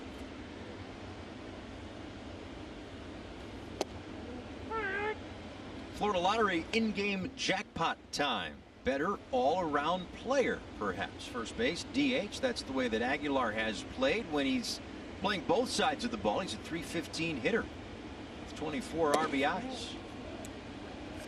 But I think and Todd, I'd get your thoughts on this, even though I think you agree. The thing that has been key for Aguilar this year has been the fact that he's playing every day. Right. Bats in the lineup every day, whether he's playing first base or not. But I love the combination. I love the way Don Mattingly has done it. I know that there's a method to this. I don't necessarily know what it is or whether it's, who's on the mound or how it goes. But between he and Coop, they've been flip-flopping, and I think it keeps them fresh. And so when I look at those numbers, I say, yeah, he's better as a DH. But let's not forget the fact that he's also getting a day of rest or getting off his legs when he's DHing a day or two a week. And again, that just circles back to your point about the amount of games that the Marlins have had to play. And Donnie was asked about, the postseason format. Certainly hopeful that the Marlins become a part of that party in that tournament where the National League would start on Wednesday, play 3 days in a row, then a day off, and then the next series, the best of 5, starts without a day off. All the days off are outside of the series. And right. Donnie said, that sounds like a vacation to the way that we've been. He said, play 3 days and get a day off. Right. 28 games in 24 days to close out the season. Yeah. Without having gone through everybody else's roster and paying that close attention to what's going on out west, because we've only seen, at least, I have only seen a ground ball to the left side. Maybe out number 2. Not the same eyes that we've had on the East Coast, because that's what baseball has been. The East has been the East, the Central, and the West. And the Marlins, we've run a listen, we've gone up against the Phillies, we've seen the Mets, we've seen the teams in the American League East, and the Marlins are as deep as anybody. They may not have the experience in the starting pitching, or whether you want to call it the bullpen or the depth. I feel like they're as deep as anybody else. They don't have guys. They don't have a Aroldis Chapman. I'll say that, but they have answers, and they have lots of answers. There's a lot of teams that wish they had as many. Well, that's one of the reasons why they are where they are, and a group that maybe hasn't gotten a lot of attention for that is the scouting department, the analytics department, to try to unearth players that maybe other organizations overlooked, had a chance to sign, whether it was indie ball players or however the Marlins have filled out their roster, waiver claims, cash trades, whatever you want to say. The organization has had some of those answers in-house, but also went out and got others that have been just huge to figure out, how the Marlins have gotten to this point. Now, players, right? So that you lose a number of players to COVID, and then they acquire some players. That group of players have come in and they have played, and they're still playing for the Marlins. It wasn't, hey, we got to find bodies to get through the front end of our schedule. They found guys who have legitimate roles with this squad right now. Yeah.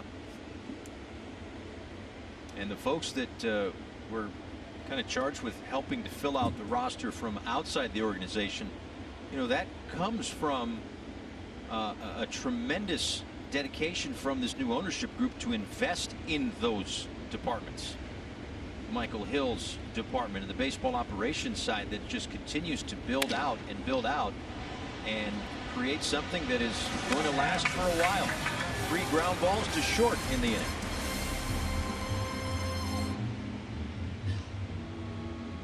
Asked about how the schedule has gone lately. Where you're playing a game every day, you get a day off, then you play 5 games in a row. If you get that far, then you'd get a day off or 2, then it's 7 games in a row. What do you think about that whole thing? Man, that seems like a vacation. We're playing 28 games in 24 days by the end of this. So any day off, playing 5 in a row like nothing to us. So we played 15 games in 10 days. So you're telling me we play 3 and we get a day off? I'm like, okay, that sounds like a vacation. And another element to this, as Gary Sanchez fouls it back, is that the St. Louis Cardinals lost a game today. So that now means that the San Diego Padres are locked in as the 4 seed. So if the Marlins get into the postseason, they will be on the road, which means they left for Atlanta to go on the road. If they get to the postseason, now they're on the road again.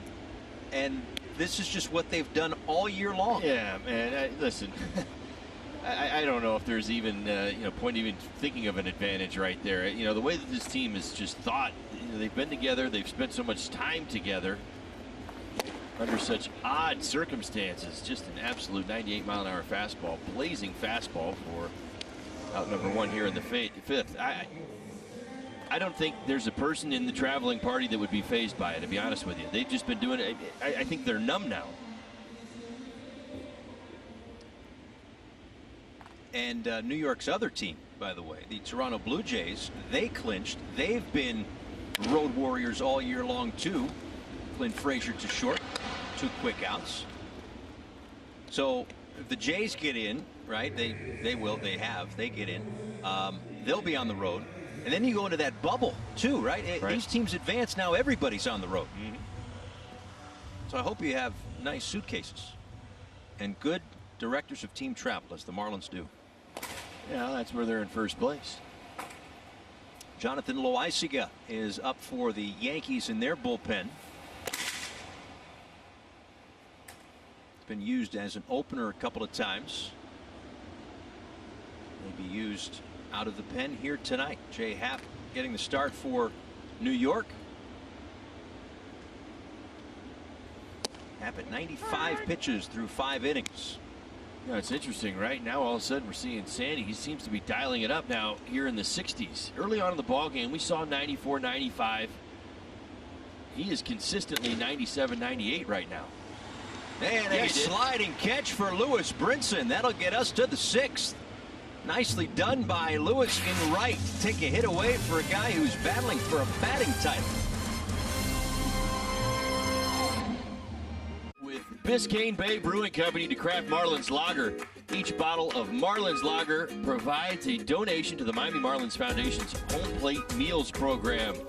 To see what the buzz is about, for store locations, visit marlins.com/lager.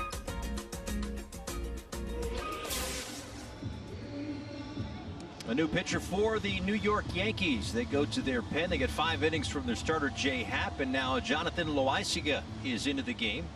It's his 12th this year. He's 3-0. Again, has been used at times as an opener for Aaron Boone. Missed a little time with what the Yankees call a medical condition this year. Last year pitched in 15 games for the Yankees, started 4 times. He'll face Garrett Cooper here in the 6th. Right now, Cooper's home run back in the 1st. Still the difference in this one. A fly ball to right field. Wasn't a wall scraper, so it's a legit home run. I looked it up. 23 ballparks. It's a homer in 23 ballparks. Well, I just think everything that surprised. I mean, it was kind of building to the moment. Happ walked a hitter, which he hadn't done in a while. Then he walked another hitter, which we were like, well, is he on the ropes right here? And then, of course, Coop jumps on the first pitch he sees, which again is not like Coop. Coop is generally one of our more patient hitters, especially early in the ball game. Likes to feel out a guy, see what he's got, see that release point. He just jumped on the first thing he saw, up in the zone, by the way, and launched a 3-run home run.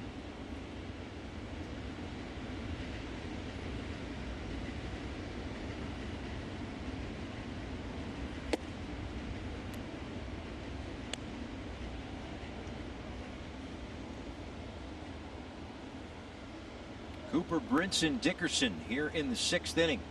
A 1-run game, first of 3 in the last series of this 2020 regular season. Cooper with a fly ball out to center.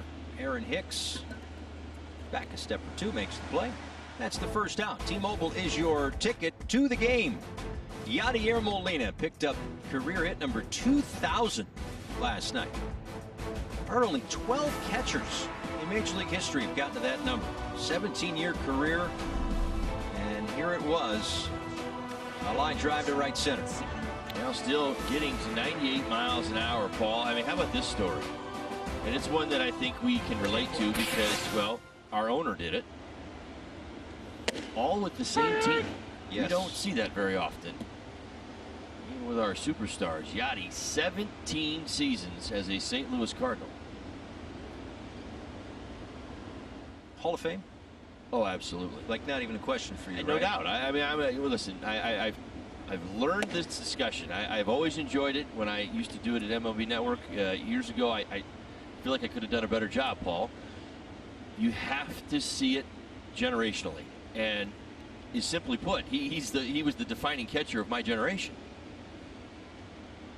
or even half of mine are moving into his own. You know what I mean? It's 17 years of this. I saw him do it many times early on. I think back to him throwing guys out from his knees. It was kind of like, oh wow, last time we saw that was Benito Santiago. Now he's doing it, and then he kind of figured out how to hit. Yeah. Then he goes to the All-Star game, and then he was Gold Glove guy, and then he was a Platinum Glove guy. I mean, it was like, all right, he's the best. I get it. Yeah, he just, again, not dominant in like the Marlins are playing the Yankees, not like a Ruthian sense offensively dominant. No. But again, you don't expect that from a catcher who plays like every day. Well, and you've been to St. Louis in July. Right. You're not wearing a lot of turtlenecks. Well, and he was catching, in his heyday, he was catching 155 games a year, too. Here's what I would add to Yachty.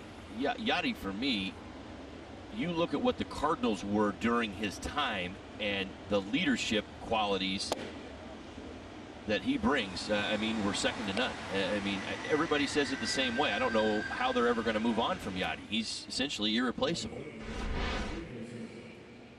Another look at the pitch that got Brinson for strike 3. Well, Loaiza's got a great arm. He throws hard. Sinking fastball, 96 miles an hour.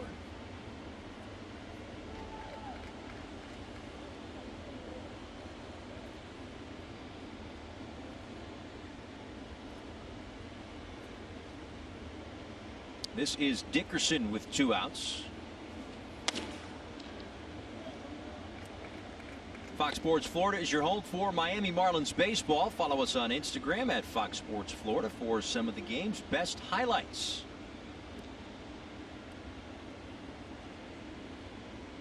Dickerson's been on base twice, once with a base hit and once with a catcher's interference, which goes down as an E2. And rolls 1-2 LeMahieu. A quick inning for Loaiza. Sandy back to work in the 6th. Miami Marlins baseball on Fox Sports Florida is presented by Leon Medical Center, proud sponsor of Miami Marlins baseball and a safe and healthy community. First of 3, Marlins and Yankees. Good one thus far. A 1-run game as we go to the bottom of the 6th inning. Sandy Alcantara back to work. Will face Aaron Judge, Aaron Hicks, and Giancarlo Stanton. This is the 3rd time through. It is a 1-run game, Todd. This is a pivotal inning here for Sandy. Well, it certainly is, and it's going to start off with the 2 hitters that have had the best swings against Sandy tonight. You go back to the 3rd inning, Judge and Hicks turned around upper 90s fastballs for back-to-back doubles. They play on in St. Pete, a 4-3 Phillies lead as they are now into the bottom of the 6th inning. Again, if the Rays can come back and win that game, from a Marlins perspective, that game, well, right on track with this one, but a Phillies loss and a Marlins win would get Miami to the postseason for the first time in 17 years. And if the Marlins decide to do it themselves, they'd need a win tonight and a win tomorrow or Sunday. Do it with 2 wins, 2 Phillies losses, 1 of each. Right now as the 6th seed. And they would line up with the Chicago Cubs right now.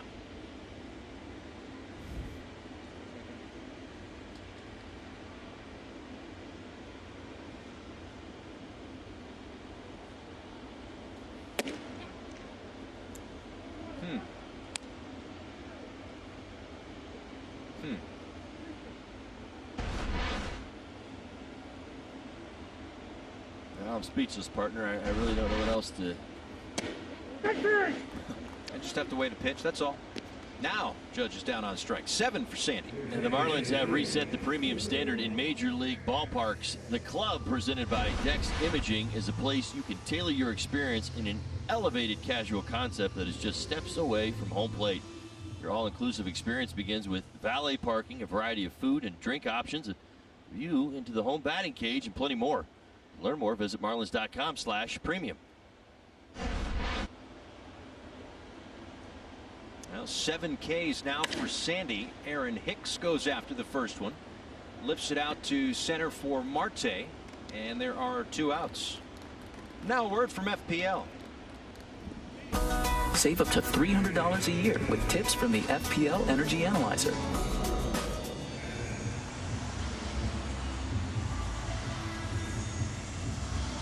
Stanton to the plate. Couple of strikeouts tonight. One on the fastball in the first to end things. One on a slider in the third to end that frame as well.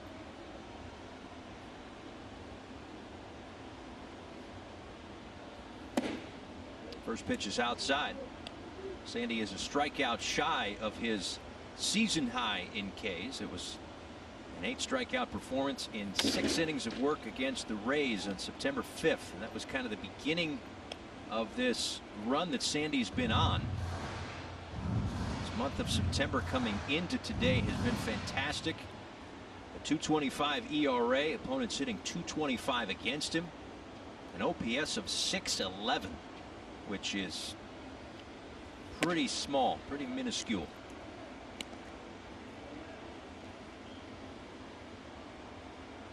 Perhaps most importantly, the Marlins 3-1 in games that he has started. 2-2 now to Stanton.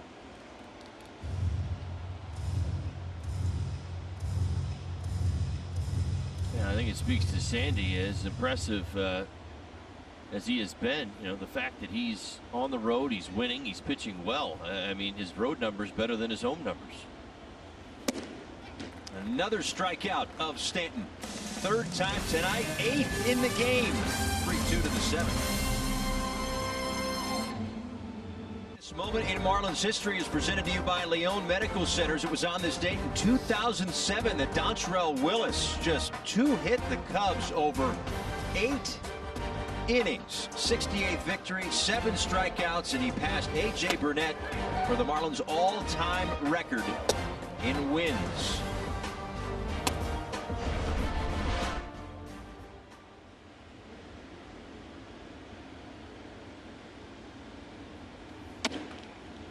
That is chopped back to the mound. Loaisaga will make the play. And we check in with Kelly Sacco.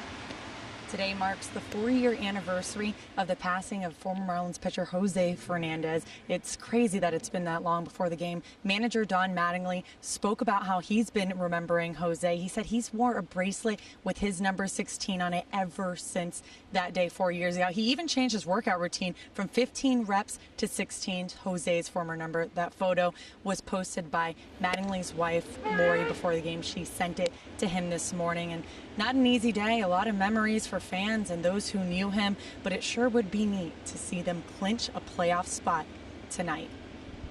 Yeah, it certainly would be. I know that there are a lot of social media posts in remembrance of Jose on this day. Of course, a sad day for the organization, a sad day for the baseball world, for all those that lost their lives that day, that night. 0-2 here to Chad Wallach. Takes a pitch outside.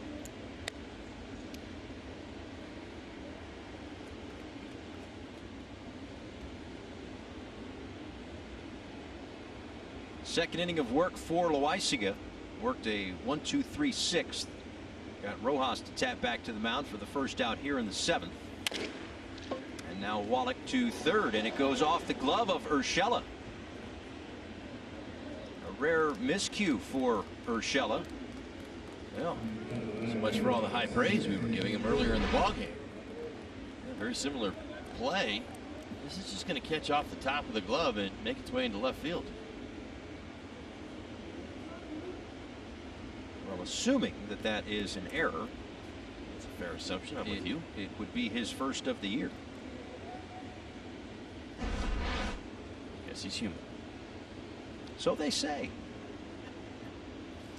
It did take a double away, at least a double. I figure a 2-base hit from Rojas before.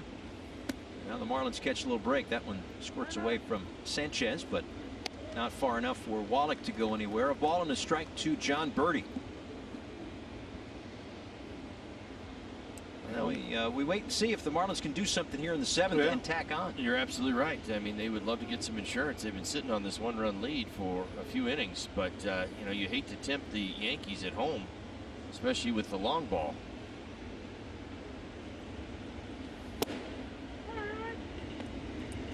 It is 4-4 now in the bottom of the 6th inning. Brett Phillips just went deep. A solo home run. A deadline acquisition for the Rays. And now back to square one at the Trop. I'm guessing Trey Hillman must have made a phone call. You think so? I would hope so. Son-in-law? Yeah. Reach out. Would you do that? Right. Looking for any kind of help. Any kind of help you want. Right. There's Trey. Yeah, it'll make Thanksgiving a little more peaceful. Absolutely.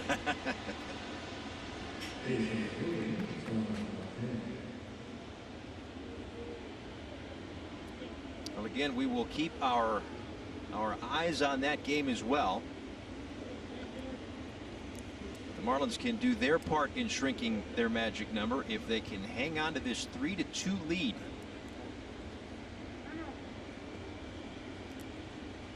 A little bit of a delay here. I think John Birdie, who's over at first, needs some hand protection. If you recall, Birdie was on the IL with a hand injury for, I believe it was only the 10 days that he needed to be on the IL, but wanted to protect that past injury. Now Birdie on first, more likely to score from first on an extra base hit. It's not a knock on Wallach, but I found it interesting. Last night, in the win against the Atlanta Braves, he scored from first on a hit. That is the first time in Chad Wallach's big league career that he had actually scored from first on a hit. Yeah, Birdie, he does it all the time. Yeah, but that's nothing new. Birdie gets to top speed rather quickly. Yankees know that, so they want to keep him close at first.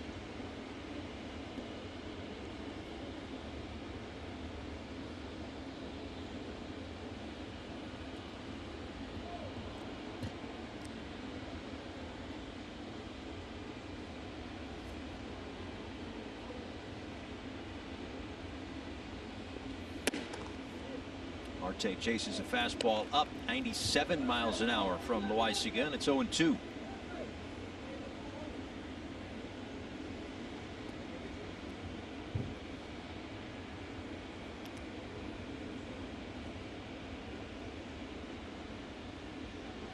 Sanchez, when he's behind the plate, he's allowed 13 stolen bases this season, 13 for 18.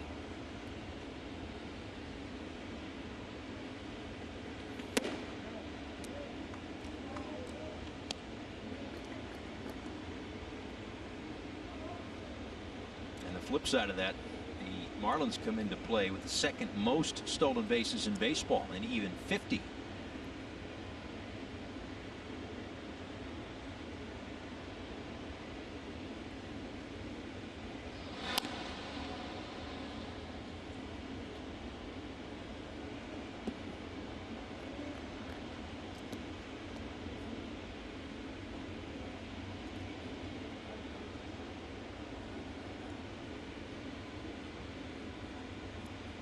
Marte, a strikeout, a hit by pitch, and a ground out tonight. Another check on John Birdie.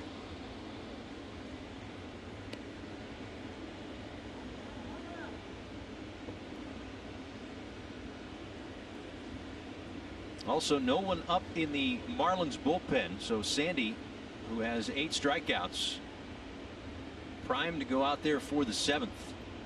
Looked fantastic, settling into a nice rhythm the last few innings.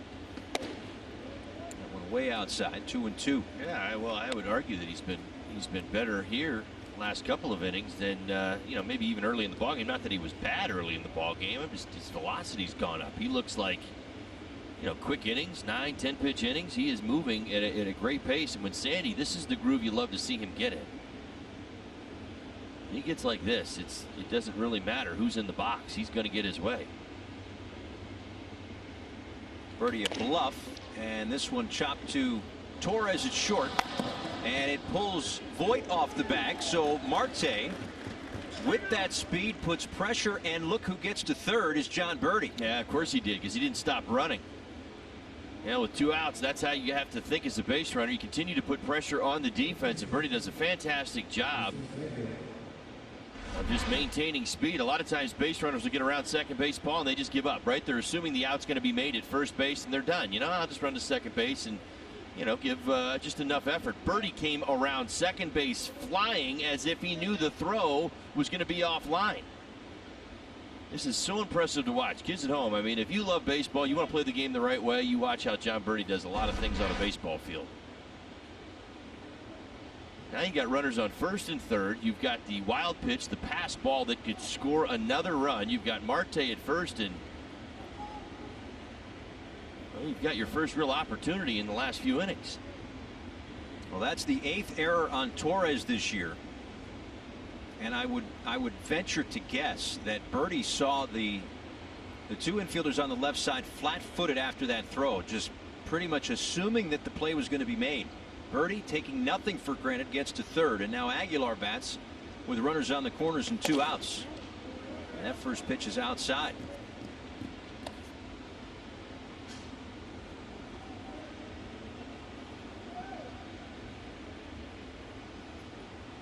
Last night, a 6-out save for Brandon Kintzler, so I don't know how available he is tonight. That's something to keep in mind. Brad Boxberger started the 8th last night, got into some trouble.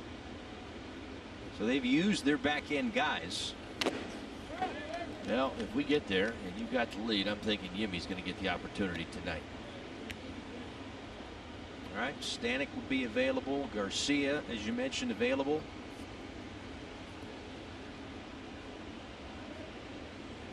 .29 pitches for Kintzler. So Donnie, when asked about it before the game, said, Brandon will throw before the game and we'll see where he's at.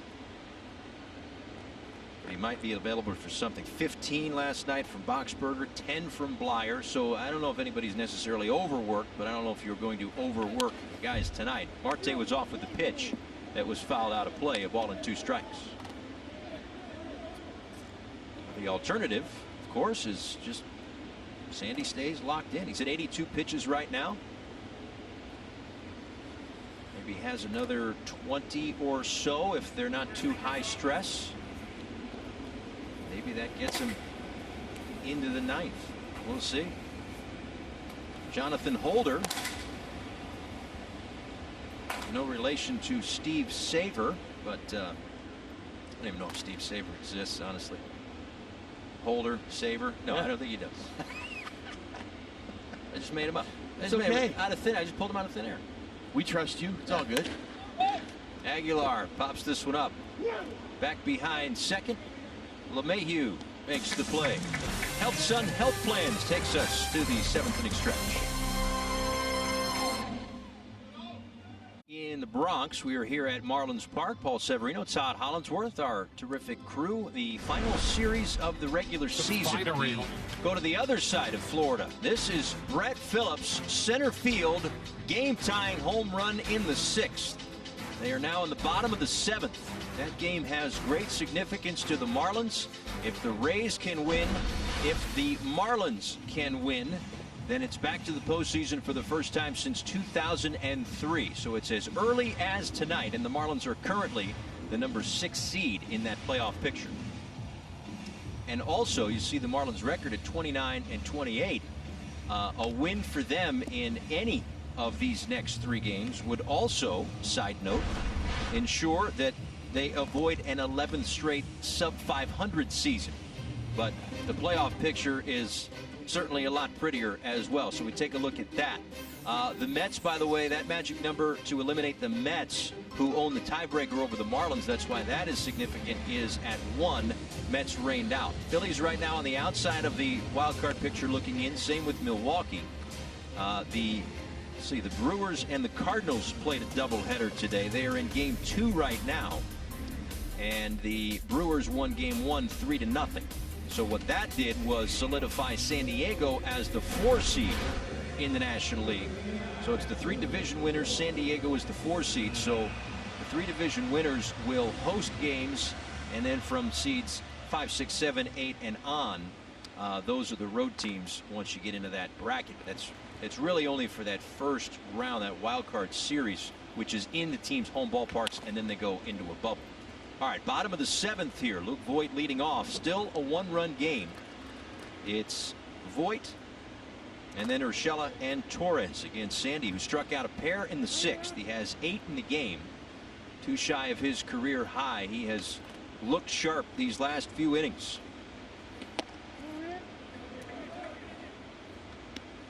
Gave up the 2 runs in the 3rd. But then since then, a 1-2-3 4th, a 1-2-3 5th, a 1-2-3 6th.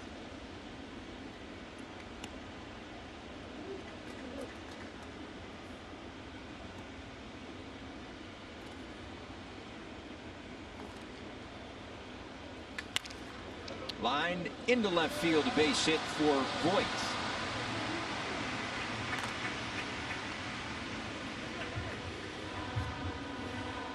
Now second hit of the ball game for Voit. A couple of fastballs blown by him, but this slider stayed up. Voit didn't miss it at 88 miles an hour, lined it into left. Tying run on base for the Yankees.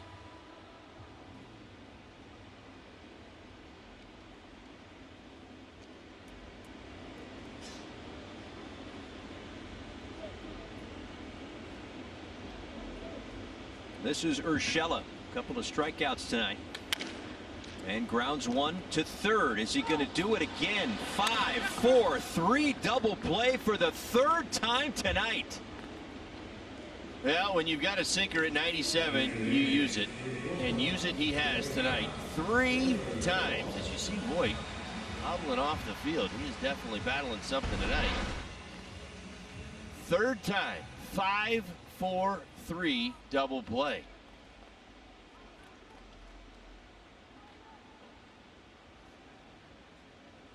Well, the Marlins came into the day having turned the 4th most double plays in baseball, and Sandy, who has been that double play ground ball specialist type, gets a 3rd. Look at Voit there. And now a ground ball right side back to live action. They get to play it first. All right, we'll go to the 8th. Trust us, it's 3-2. Lead Sandy Alcantara. Let's see here. This is in between innings a moment ago. Sandy, after turning his 3rd double play, and the pitch count still very manageable at 89 pitches.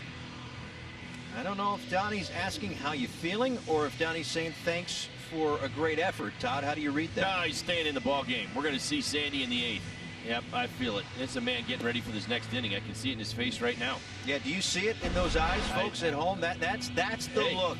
When but it's nervous energy. I mean, he really has it. I mean, it's not like I'm done. It's like I've still got work to do, and that's the nervous energy that you play with. I mean, he didn't come back into the dugout and sit down. He stood up. I mean, to me, that tells you everything that you want to see right there. He's at 88 pitches. He had a fast inning. He's getting the ball on the ground. It's not like it's not like you're trying to get him through the 8th inning. Here's the deal. No matter what happens in the 8th inning, he is the right answer, Marlins fans, no matter what happens, because he is throwing the ball so well. Well, Zach Britton will take over out of the Yankees bullpen, 8 for 8 in save opportunities, but he was the closer when Aroldis Chapman was unavailable. The Yankees continue to have these hard-throwing arms out of their bullpen and many different options to close games. A little bit less this year, of course. Dellin Betances, who had been a part of that mix for a number of years, now with the Mets, but still big-time arms out of that bullpen. Brian Anderson to lead it off. Anderson, Cooper, Brinson in a 1-run game in the 8th. And there is a strike. Andy walked and scored in the 1st, grounded out twice.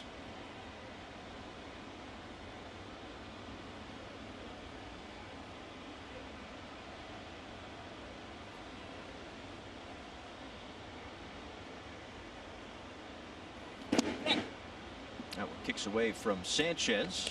Ball and a strike. The WB Mason Marlins Live postgame show tonight. Right now, it's just reaction from Don Mattingly and just scoreboard watching. It could be a much bigger show. It could be a huge show. We'll see. I don't know. If this score holds, if the Phillies end up falling in St. Pete, might be more than like a half hour. I'm just saying.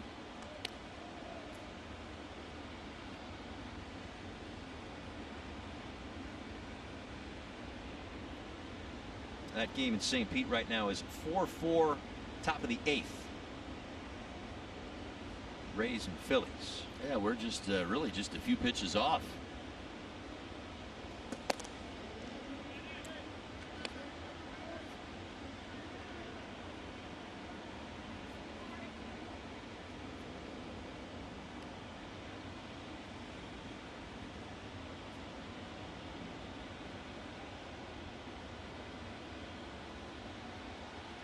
Two and two to Anderson. That one grounded foul.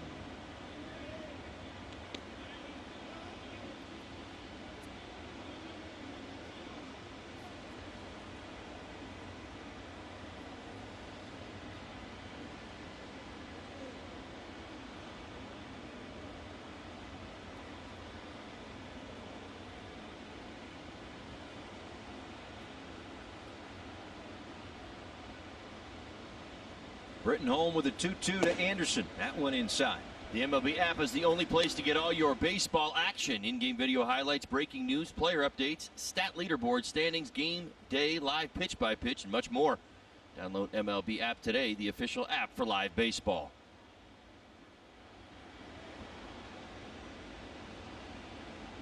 Payoff pitch from Britton. And that one spoiled by Anderson. Well, Britton still has one of the best sinkers in the game. You think back to his days with the Baltimore Orioles when he was racking up saves at a pretty regular clip. Well, that's what makes it so difficult for other teams with these three guys, Britton, Ottavino, and Chapman, out of the bullpen. I'll explain in a second.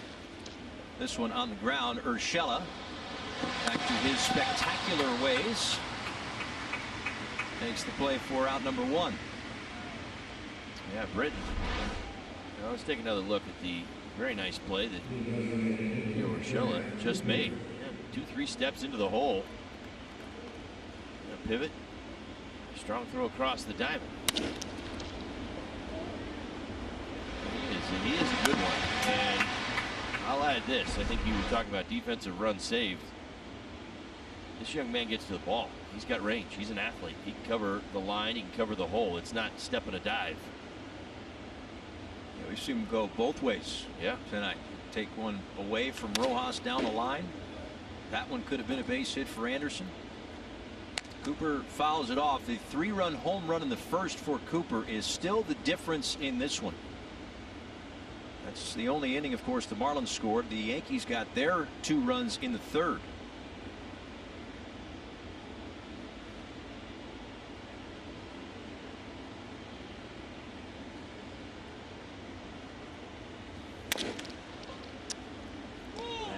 Foul.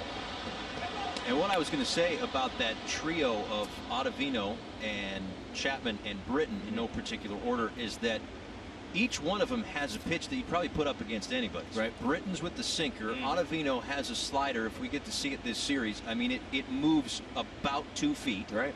And just the huge fastball of Chapman. Right. Still has that. Britton, I was just looking over his numbers. I mean, I was thinking back to 2016, and he must fondly look upon this season. He was 47 for 47 in save opportunities. His ERA, 0.54. It's pretty good. Yeah, gave up a whopping 38 hits in 67 innings, and as a closer, gave up 1 home run. There's not a lot of home run this year. There's a called strike 3, Cooper. And Cooper complaining about, I think you can hear him, some of it. Hopefully only some of it. We apologize if you heard it all, but that was 3 tonight that he feels like he missed. Yeah, he sure does. Borderline pitch at the bottom of the zone. And you try to put trust in what you see and what you know, but in today's game, I feel like so many of the hitters just have the ability to know the strike zone because we tell them exactly where it's at, and these umpires are you know, really doing their best to get everything that's on that line in. So when things are off a little bit, it really just disrupts the game. We've seen it from both sides tonight. The Yankees, I mean, Aaron Boone lasted all of 4 hitters. But there have been enough pitches for both sides to complain about tonight. 1-0 to Brinson. Takes a strike inside corner. Lewis tonight, a ground out, a fly out, and a strikeout. Marlins have 3 hits. Yankees have 5, but it's the run column that matters. Marlins with a 1-run edge.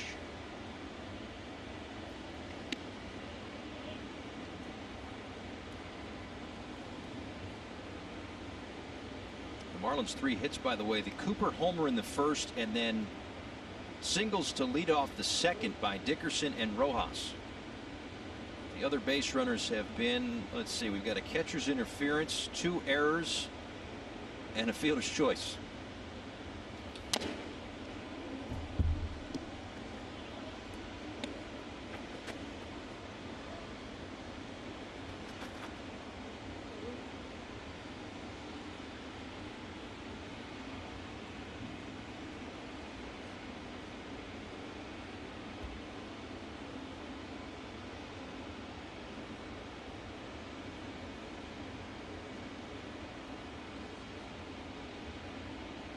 Two and two from Britton to Urshela.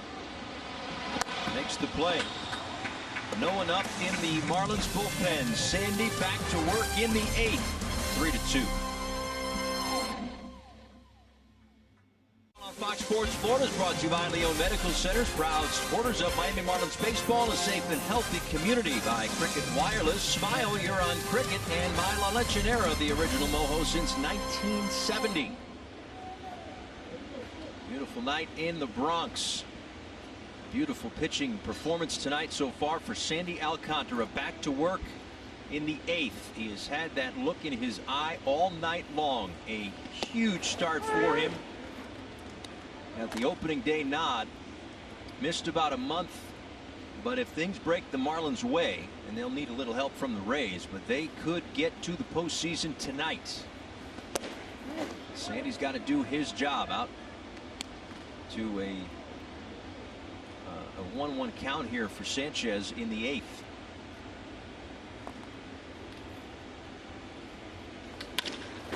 Grounded through the left side, a base hit.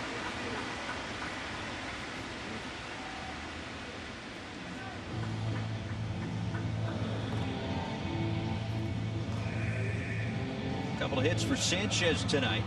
Average getting a little closer to 150.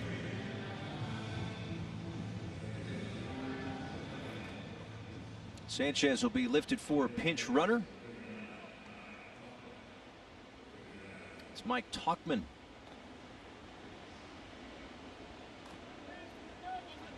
Well, Tauchman can run. Pretty good athlete.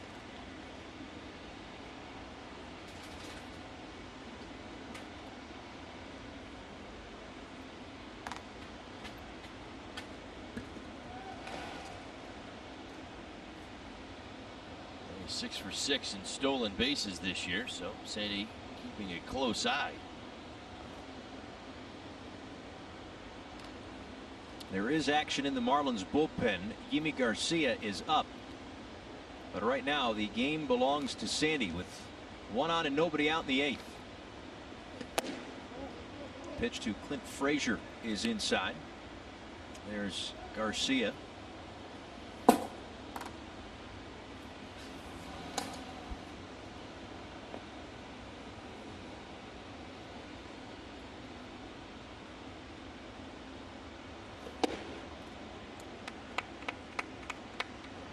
And I will say this, as I could still see the camera shot that you folks at home just saw a moment ago. You saw a guy walking away from the camera, kind of stretching, and that's Brandon Kintzler.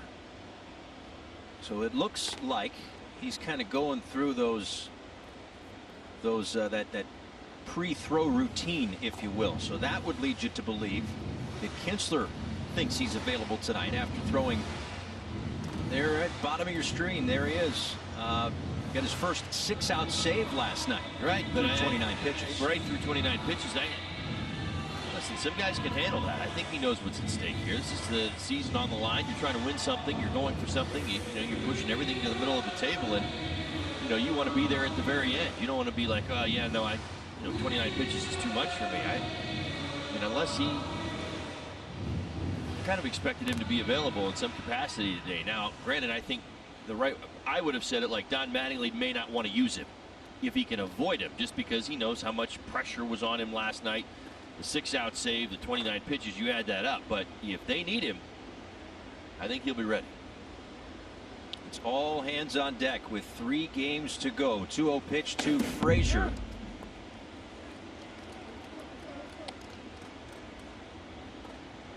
So as it stands right now, and the Phillies and Rays are currently tied in the 8th, the magic number is 2 for the Marlins. If the Rays, who have the go-ahead runner on right now in the bottom of the 8th, can push a run across and win a game, and the Marlins can hold this lead, the Marlins are off to the postseason for the first time since 2003. But they've got to get the job done here in the Bronx tonight to make sure that that happens. Tonight is the earliest that the Marlins can clinch. They could do it on their own with 2 wins in this series, but as early as tonight. A 3-2 lead in the 8th. You want this one. 2-1 the count. Frazier will drive down the right field line toward the corner. Ball rattling around. I think that one fell foul. Brinson okay is the question. Well, he slides leg first into the wall. That's what you want. Certainly hope he's okay. It's definitely a foul ball.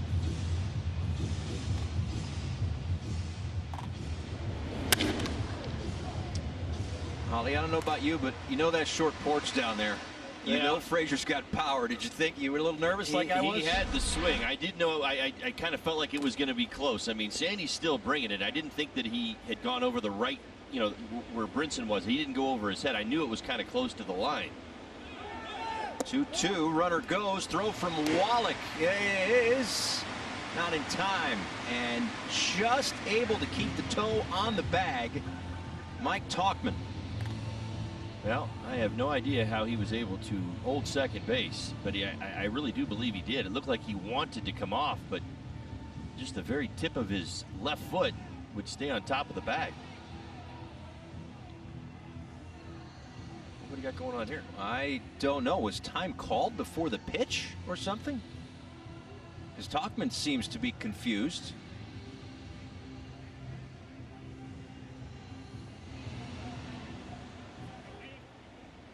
And now everybody on the Yankees side seems to be a little upset. Are they calling an interference on? Oh, interference on the umpire. So what that does is, watch Tepane, who's behind home plate. Wallach knocks him with the elbow right in the mask. Yeah, you're 100% right. I knew something didn't seem right. That wasn't Chad Wallach really throwing the ball to second base. He caught it with the elbow, and so you've got interference on the home plate umpire, which I'm guessing is a dead ball. He's going to have to go back to first. What a turn of events. Yeah, the Yankees already not happy with things tonight. That is the icing on the cake, I would imagine. They had the base stolen, and now Frazier strikes out, and there goes the bat.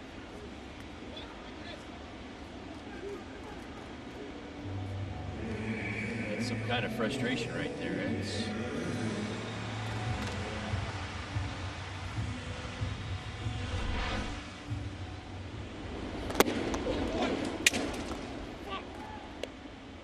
Sorry about that, folks.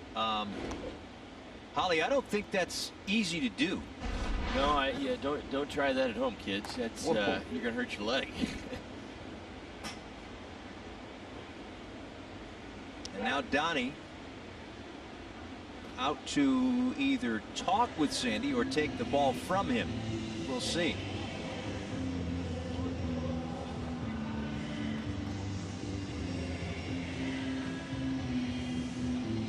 Yeah, that's going to do it for Sandy. After 98 pitches, he gets his 9th strikeout. To the bullpen we go in a 1-run game with 1 out in the 8th. 3-2 the score. Let's go to their bullpen. Yimi Garcia is into the game. Times the Cash scratch-offs feature. Top prizes from $10,000 to $5 million. Plus, you can multiply your winnings up to 200 times so you can win and win again. The Florida Lottery, it's your ticket. Claim it. Must be 18 or older to play. Play responsibly. So Sandy Dunn after 7 1/3. The runner on first base is his responsibility, but he did strike out Clint Frazier, his 9th strikeout of the game, 1 shy of his career high. Struck out 10 Mets. All in all, though, I think a terrific performance before he hands it off to Yimi. Well, no doubt about it. He has proven to be the consistent ace of this pitching staff. Road warrior. Asked to give more and finds a way to do it. Just impressive stuff all the way around from Sandy.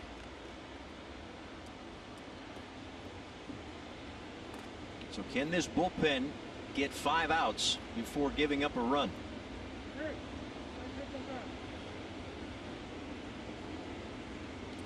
DJ LeMahieu, the leadoff man, the second baseman. 1 on and 1 out.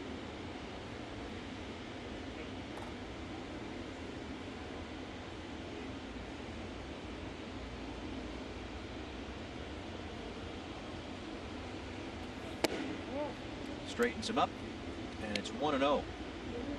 So for those maybe just joining, a wild sequence a couple of minutes ago. Tauchman, who was on base pinch running for Gary Sanchez, tried to steal second base, had the base stolen, but as Wallach tried to throw down, he bumped into the home plate umpire, and Tauchman had to go back to first. And then Clint Frazier struck out a pitch or 2 later and broke the bat over his knee. Some frustration. We've seen it tonight from the Yankees. Started with manager Aaron Boone, who was ejected in the first inning, arguing balls and strikes, and it has carried over as this game has progressed.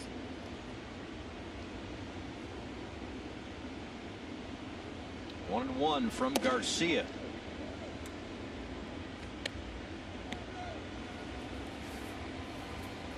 Chapman and Green. Aroldis Chapman and Chad Green, the 2 pitchers up in the Yankees bullpen right now.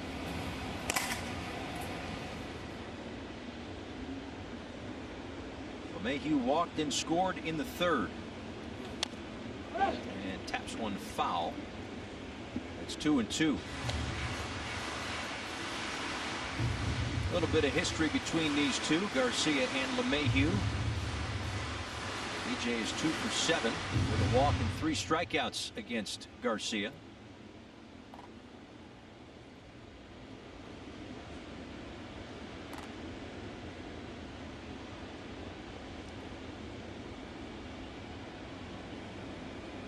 Here's a 2-2 pitch, and he got him to chase one upstairs. 2 away in the 8th.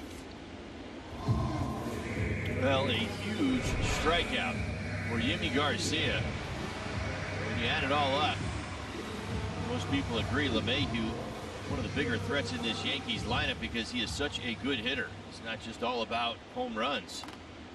Hitting well above 400 at Yankee Stadium this season. Expands his strike zone up. A big out number 2.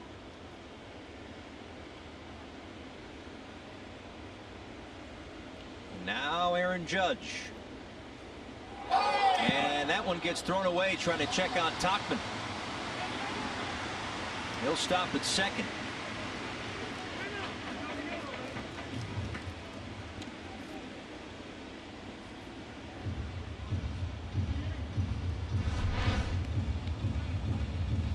Well, a quick move from Garcia, who just airmails the throw. He was just trying to maybe ease it over there a bit, a little short arm throw, and he didn't finish it. Aguilar really no shot at keeping that ball in play, or in the field of play, I should say.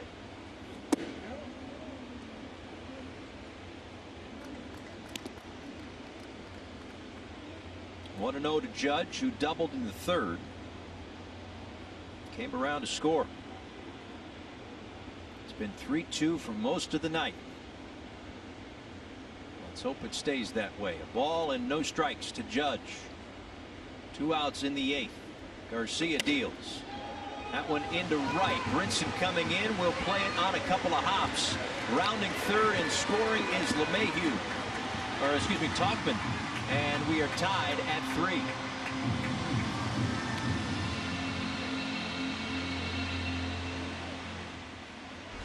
Well, the Yankees have made 3 errors tonight, none of which have cost them. The first error from the Marlins tonight absolutely cost them. And now a tie ball game. Aaron Judge does not crush it. Just gets enough of it, dumps it in right field. But you've got a runner in scoring position who is going to score easily.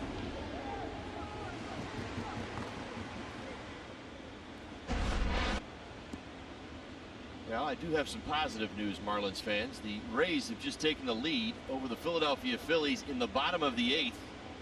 Joey Wendell, with the bases loaded and 2 outs, lined a single to right. The Rays are now up 6-4. Well,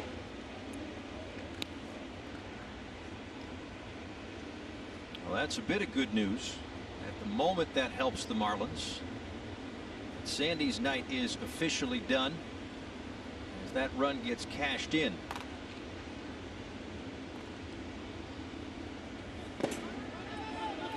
Blocked by Wallach. And there's your update from St. Pete. Rays, by the way, still batting in the bottom of the 8th. They've got runners on the corners. If that score holds and finishes first, the magic number dips to 1. If the Marlins can take a lead and win the game, and that magic number is at 1, well, they get back to the postseason. Hicks swings and misses. Ball and 2 strikes. And a good changeup from Yumi. That is Hicks' kryptonite at times. He runs into trouble with the changeup. I think we've already seen that he can handle the fastball in this ballgame, even 95 plus. He's put the barrel on Sandy's fastball a couple of times tonight.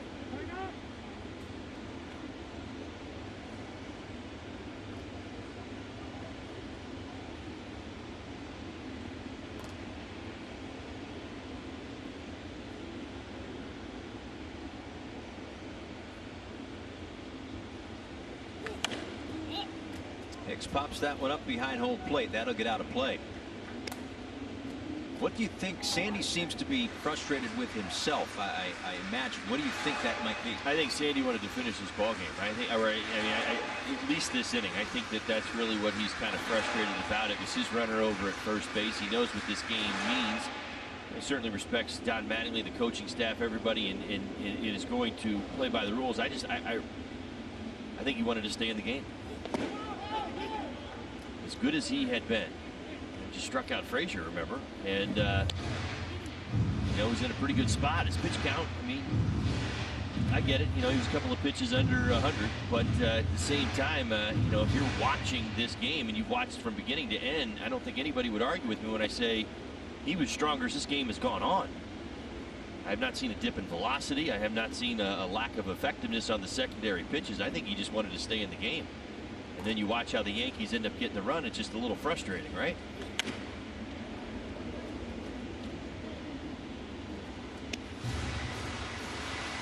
Well, I guess that's what you want, right? You want your guy who was your opening day starter, who we've pegged as either the ace or an ace, which is a good problem to have, of this staff. You want those guys to have the ball ripped away from them. You love that competitiveness. All year last year, Donnie was begging for that fire from Sandy. This one off third now to play.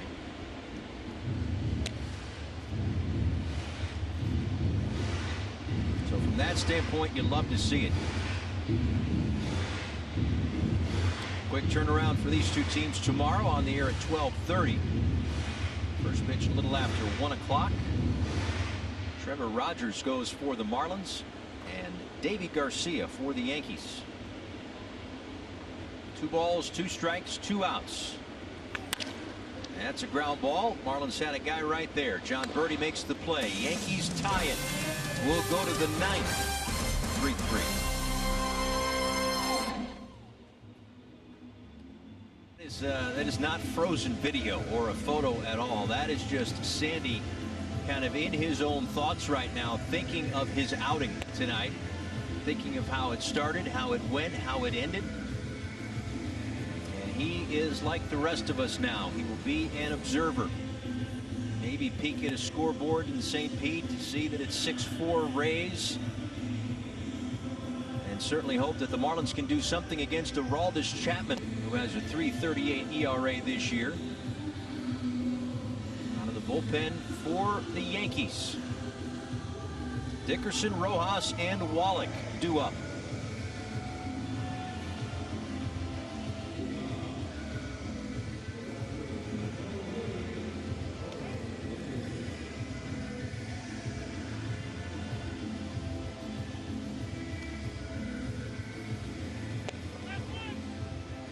Chapman finishes his warm-up tosses. Still one of the best in the business. We showed you the numbers. He's a hot hand right now. He's got at least 2 strikeouts in each of his last 8 appearances. He's on quite a roll. It's the 4th longest streak by a reliever in franchise history. Corey Dickerson will lead things off. Marlins had led the entire night, a 3-run home run, as Kyle Higashioka comes into the game for the Yankees, as Gary Sanchez was lifted for a pinch runner.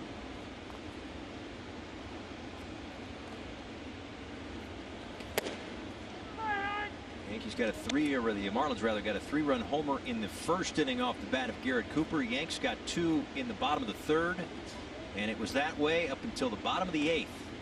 Aaron Judge, RBI single, scored the equalizer.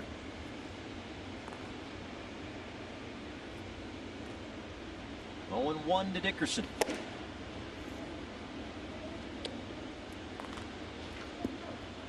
As a left-handed hitter, I can't imagine Chapman is a lot of fun to face. No. I faced Billy Wagner back in the day. You cheat to the fastball. It's really what it becomes. You just don't see enough of it. Really to compare it to anything. Aroldis, hides the ball well as well. Watch his mechanics. I mean, he's a big guy, tall. He's about 6'4". Watch how well he hides the ball.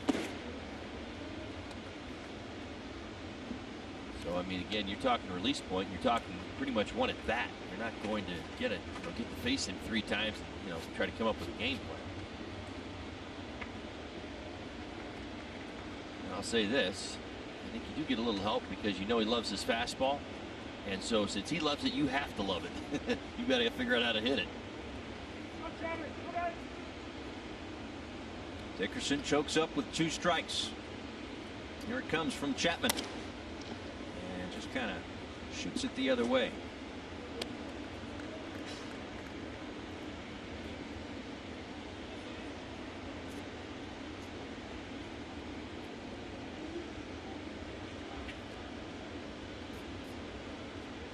It has gone final in St. Pete. The Rays, with a couple of runs in the 8th, have beaten the Phillies 6-4. So as we speak, the magic number for the Marlins is now at 1. If they can win this game tonight, they will get back to the postseason for the first time since 2003.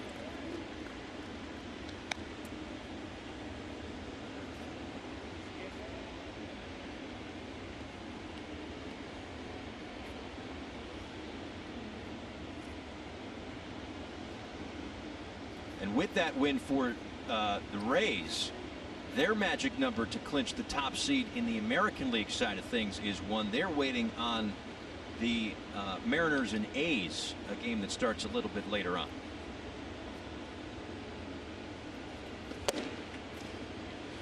Not the fastball. Strikeout for Dickerson. Yeah, he doesn't just reach back and throw 101. 6-7 pitches in a row. He will mix in a slider, trying to keep a lefty off balance, and that's what you see here. 87 miles an hour. Dickerson out in front just a bit.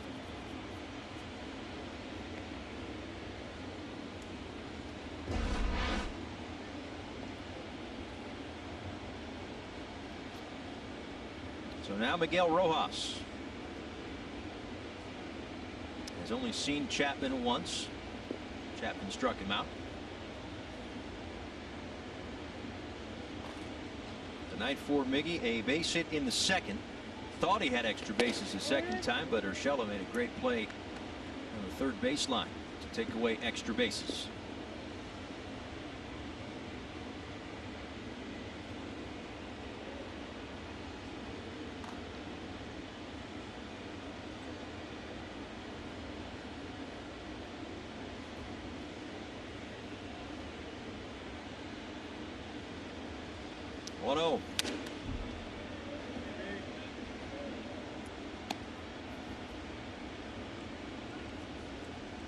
Now Brad Boxberger is up and throwing.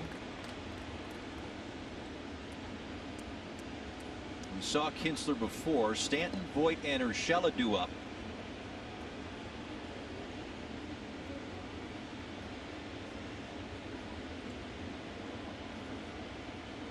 See that tattoo on his wrist.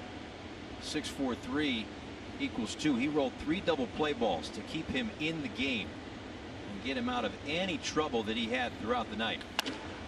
That's a ground ball, and again Urshela over at third, robbing Miggy of perhaps another double.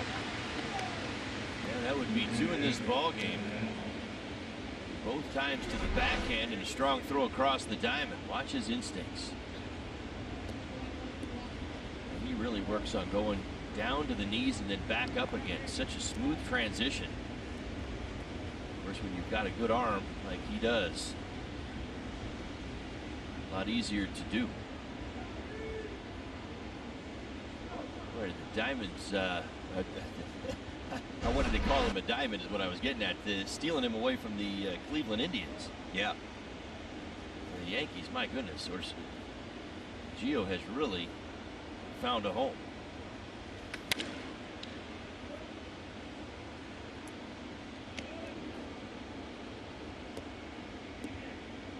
Now Chad Wallach bats with nobody on and 2 out.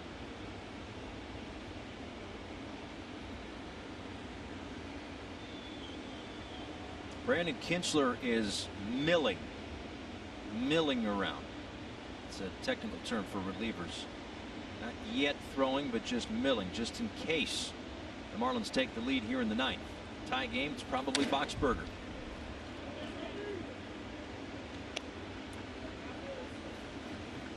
That's what milling looks like. It's a man with a look on his face. I need something to save.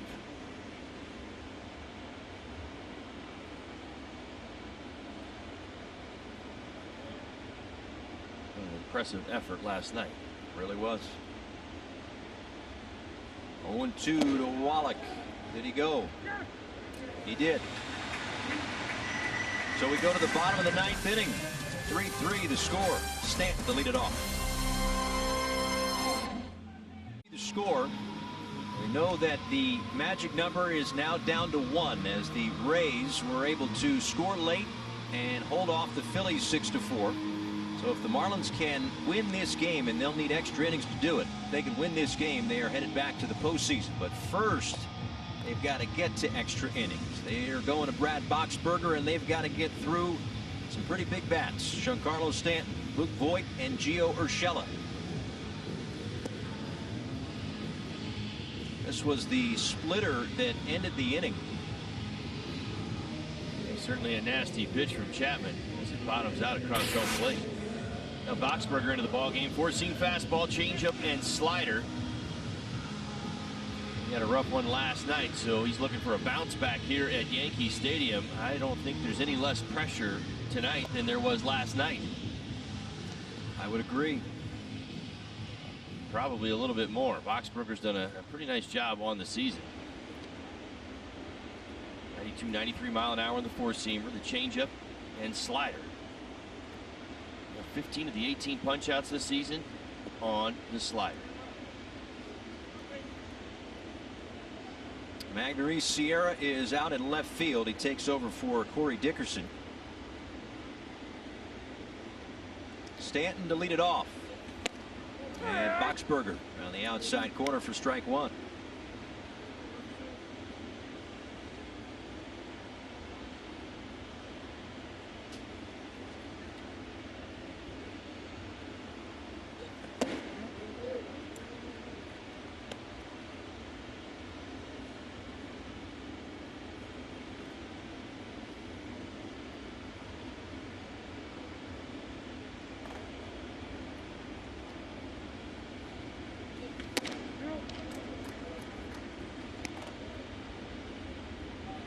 2 balls and a strike to Stanton, who has struck out 3 times tonight.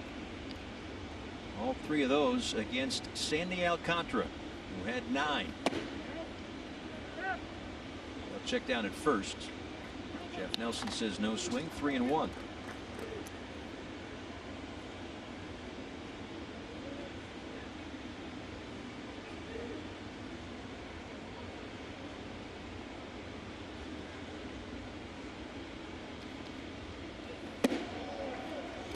And Boxberger walks Stanton to lead things off. Yeah, that's a little bit of the problem that Boxberger ran into last night. Command. Got himself in trouble with the free pass.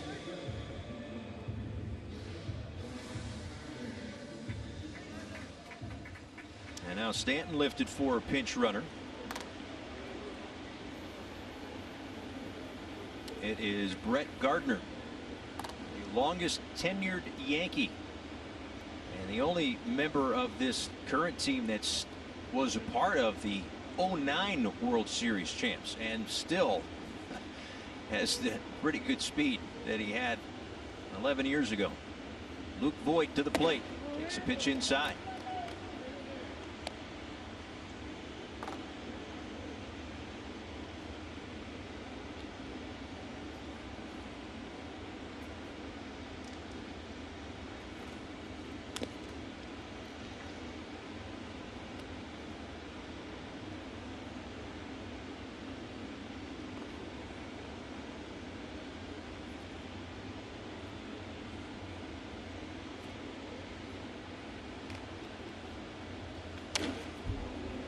Foul back. Ball and a strike to Voit. Couple of hits, but both singles for Voit, who leads baseball with 21 home runs.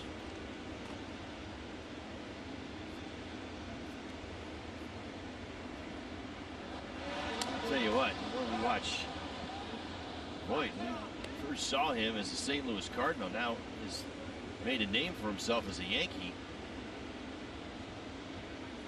It's hard not to see softball player when I watch him hit. Watch the leg kick. That's a ground ball. Rojas flips to Birdie onto first, and they couldn't apply the tag, and Aguilar says he got him. And quickly, bench coach James Rowson to the phone. We'll see. Yeah, caught him on the inside, the ribs. Yeah. Absolutely. I can't imagine that would take long at all.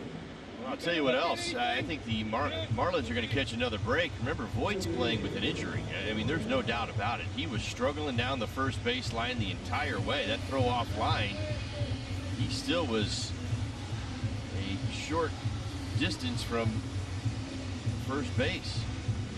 That's about as clear as it gets. This is being reviewed, however. So C.B. Buckner and the crew chief and first base umpire Jeff Nelson, who made the call, are on the horn with New York. I guess Manhattan more than the Bronx, but you get where I'm going with this. And like we think, it's going to be quick, and it is what we thought. They overturned the call, so Voit grounds into the double play. Holly, that is the 4th double play that the Marlins have turned tonight. Yeah. Voit on a check swing, put the ball on the ground and get the job done, eliminate that leadoff runner. Now you know why that call was so fast. It's because it wasn't a long distance. That's true. Local call, yeah. They could have just yelled, really. Didn't have to dial a 1. 100 blocks or so. Well, now 2 outs, and Urshela, who has a 13-game hit streak going, has not registered a hit tonight, but boy, has he ever taken away a few over at third. Yeah, I mean, you could argue that we're in the situation we're in, the Marlins, in a tie ball game in the 9th because of Gio. Straight up. Yeah. I mean, he saved him at least 3 runs defensively on balls down the line. Chad Green in the Yankee bullpen.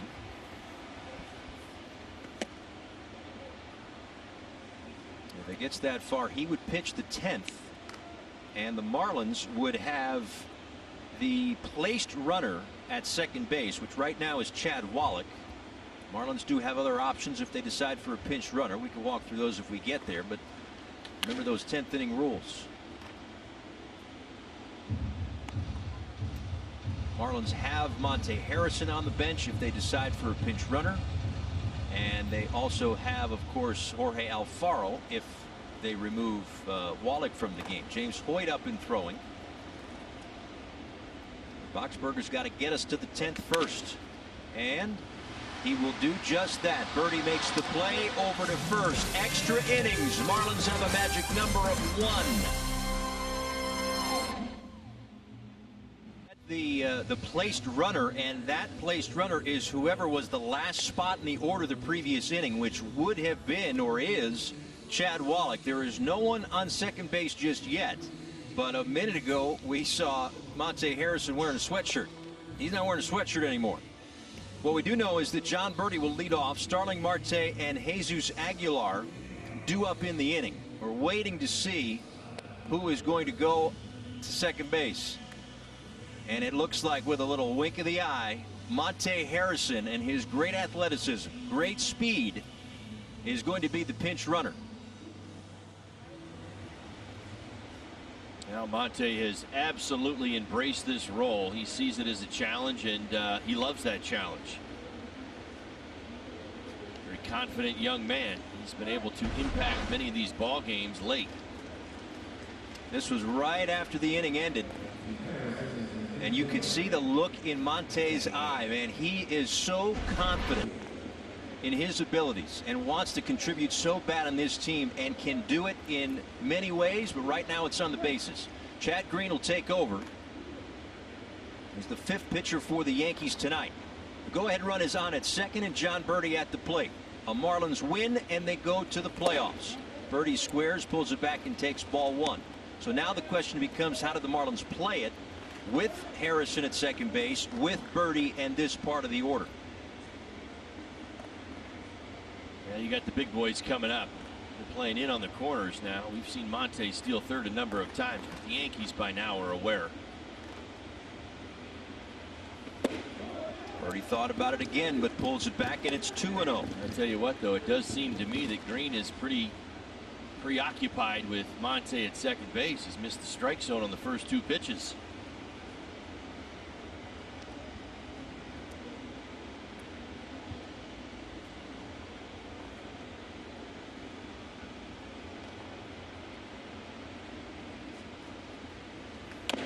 And Birdie gets the bunt down up the line. Voit tags Birdie. And that'll move Harrison to third. Well, good job by John Birdie. Deadens the ball just enough so that Voit has no play at third base, and really the only play is John Birdie. Go ahead run. And Monte is now at third and less than 2 outs. Created the situation you were working towards. Now the hitters have to do the job.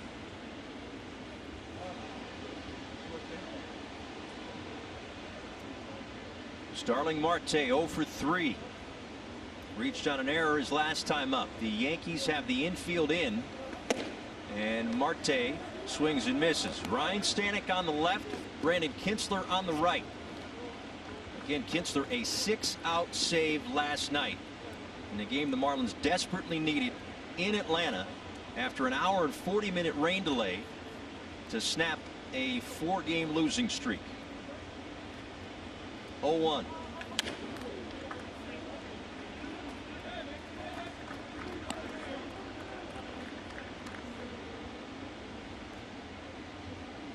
A big game for the Yankees as well, as they're still playing for seeding and potentially a home series in the postseason. So even though they're in, something's still on the line for them too. 0-2 to Marte.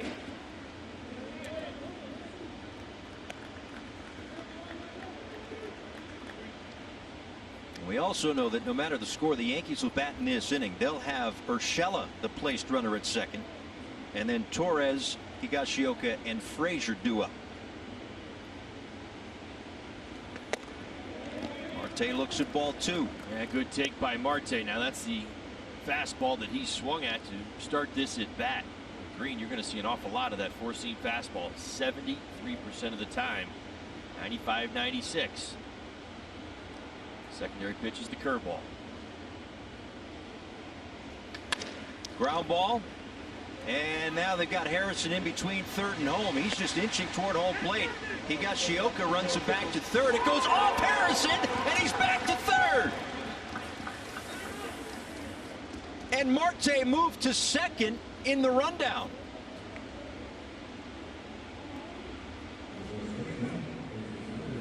You know, Marte, he forced enough throws to force the errant throw. That's the idea as a base runner. You get hung up, you want to stand in as long as you can. The more throws, the more likely the defense is to make a bad one.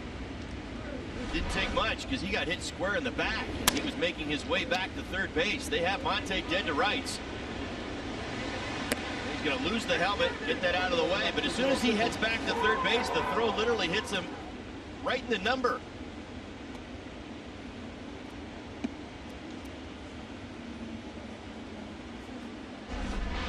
Oh, the Marlins catch a huge break, and now again Marte at second and Aguilar at the plate.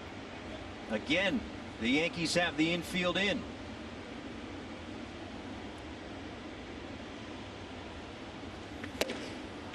Oh, and 1.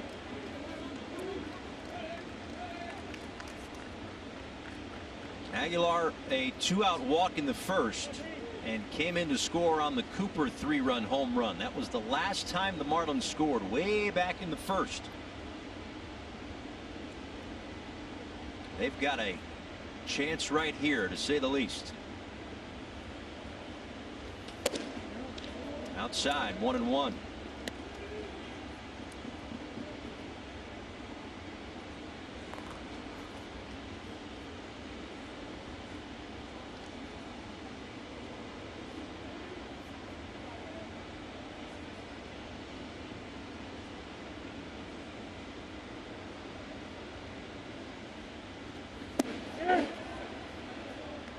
He went around, the ball and 2 strikes.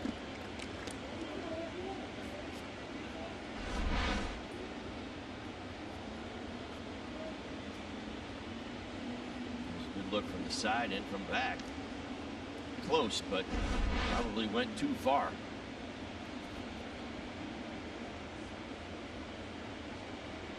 A 1-2 from Green is lifted. Will it be deep enough? Oh, I think so. On the edge of the track, Judge makes the catch. Here comes the throw. Not in time. Harrison scores. The Marlins take a 4-3 lead, and up to third goes Marte.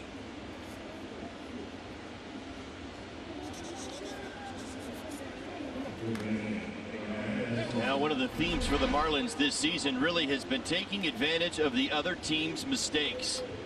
There have been a number of them in this game by the Yankees. They've got 3 errors, probably could be credited with 4. Marte, he's going to score easily on the sacrifice fly, but good base running by Marte, who moved up on the rundown and is now standing at third base. The opportunity to go up 2. Anderson now swings and misses. 96 miles an hour from Green. The magic number is 1. The Phillies lost to the Rays a little while ago, so that gets the Marlins on the doorstep of the postseason for the first time since '03. Now they've got the lead. If they can hang on, it's October baseball. 0-2 on Brian Anderson.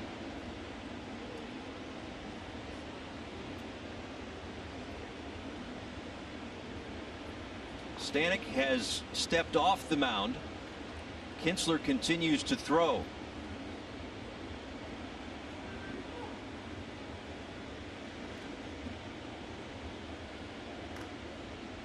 Oh, and 2 to right field toward the line. Judge has enough room, so the Marlins have the lead. Kinsler coming in Torres to lead off, but the Yankees will have a runner at second when we come back.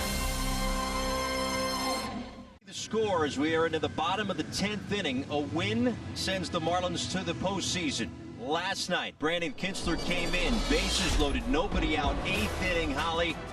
So much heart to get through it. Oh my goodness, what a job he did. He came into the fire, he extinguished it, he finished it off, got it all done with 29 pitches. I mean, what a gutsy performance. Now they needed a pick-me-up, and Brandon Kintzler's the one who provided it. I mean, wow. I do speak to the efficiency. 6-out saves, a lot of times that'll come with about 40 pitches, not 29, and that's why we get to see him again. ERA at 2.31, 14 punch-outs, and 23 innings of work. Now, you don't worry about that. It's the type of contact that he generally gets. It's off the end of the bat more times than not on the ground. And with Chad Wallach being lifted for Monte Harrison, the pinch runner, there is a new catcher in the game as well. And no, it is not Monte Harrison, but Jorge Alfaro is behind the plate. The Yankees do similar to what the Marlins did, and that's go to their bench. There's Alfaro. Tyler Wade looks like he's going to be the one over at second to start this inning. So that is the time run right now. And these are the 10th inning rules, or the extra inning rules, I should say, in baseball in 2020. You jump right into a rally. And if Kintzler can do it again, can save a game, the Marlins are headed to the postseason. Gleyber Torres to lead it off, 0 for 3 tonight. Well, to see the strategy that the Yankees choose to play. Is it going to be similar to the Marlins, who with Monte at second base were willing to sacrifice as John Birdie got the bunt down? Expecting it on the corners, in on the grass. Not showing bunt there as Kintzler delivers strike one. Torres, Higashioka, and Frazier are the batters due up. Got to get 3 outs before Wade scores.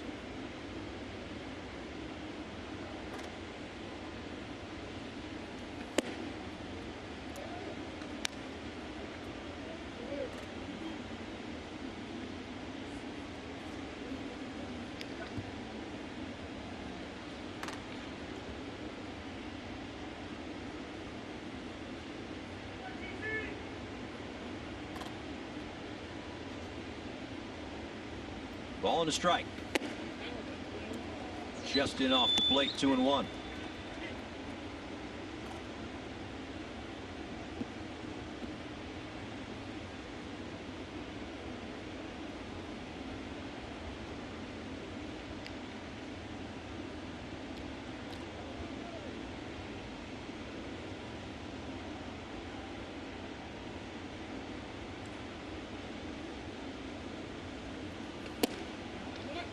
This is outside this time, and it's 3 balls and a strike.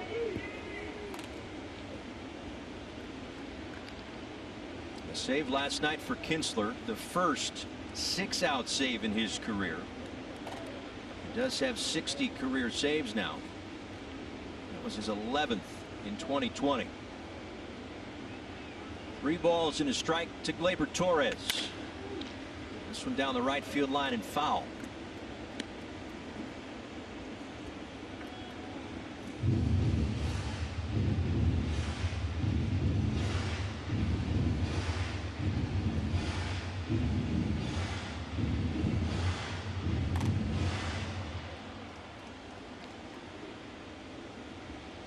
Torres really looking to go the other way, at least move the runner up with 2 strikes.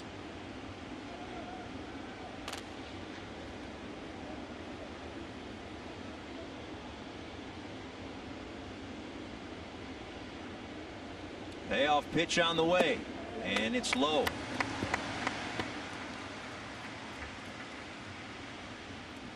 Well, that run, of course, doesn't mean all that much, but what it does do, Todd, is set up another double play, and the Marlins have turned 4 of them tonight, and they've got Kintzler on the mound, who is a ground ball specialist. Well, he's who you want on the mound. That's it. I mean, you're kind of sticking with the theme of the evening. Sandy did it so well, right? 4 of them tonight, all to the left side. Kinsler, we always feel like he's got a way out of any inning, any kind of problem if he gets that ball on the ground in the Marlins' turn. Certainly a possibility here.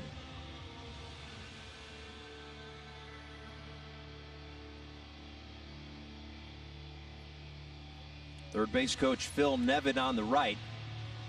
He got Shioka, who came in after Gary Sanchez. Sanchez was lifted for a pinch runner, so he was already out of the game, but Higashioka came in.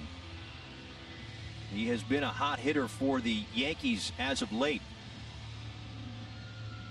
In fact, all of his RBIs have come since September 11th. 3 for 10 with runners in scoring position this year.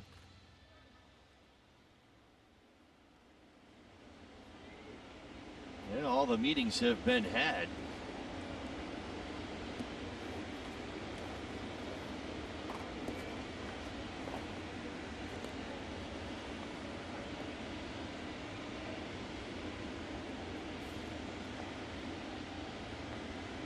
He shows bunt.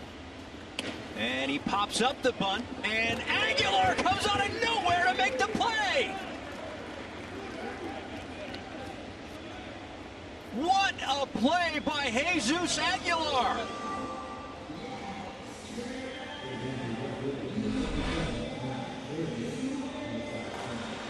Well, he's anticipating the bunt.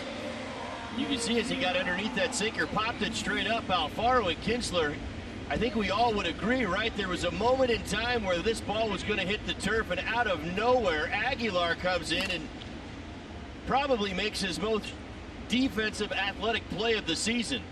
I mean, he slides across the third baseline. Wow. What a moment, what a play. Yeah, this is a team hungry for a playoff spot, Paul. We have been talking about his defense a lot this year, and you're right, that might be the biggest play he's made in a Marlins uniform. But now Clint Frazier, 2 on, 1 out.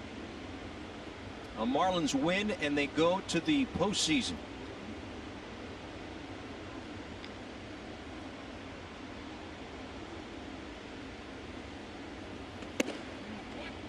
Ball 1. Frazier grounded into one of the 4 double plays that the Marlins have turned.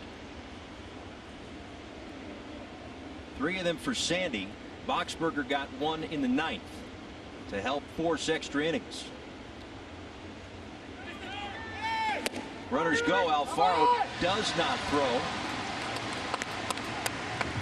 That eliminates another double play opportunity and gets the tying run 90 feet away. Yeah, this changes everything. No look from Kinsler. He was locked in on the strike zone on Alfaro. He didn't even bother to throw. They both got such a good jump. And the Yankees, they took full advantage. Now you felt like the Marlins really just gained momentum after the spectacular play from Aguilar, but the Yankees grab it back 2 pitches later. How that changes the course of this AB. Oh my. Ball on the strike to Frazier. And that one low.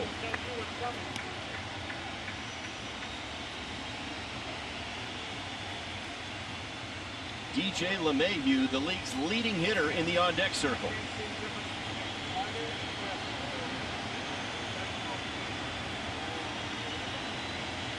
Two and 1. 3 balls and a strike.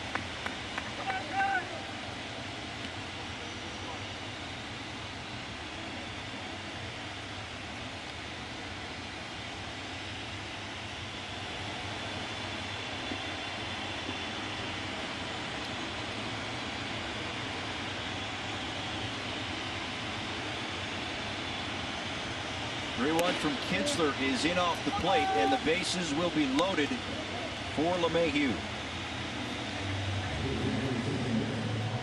You know, the 2-ball has been your best friend all night long. You're looking for it again.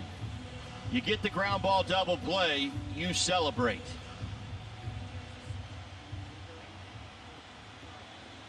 They started the night with a magic number of 2. The Phillies fell at the Trop tonight, so that magic number trimmed to 1.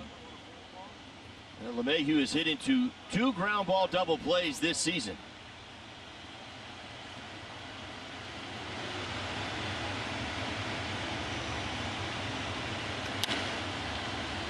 It's fouled away right side.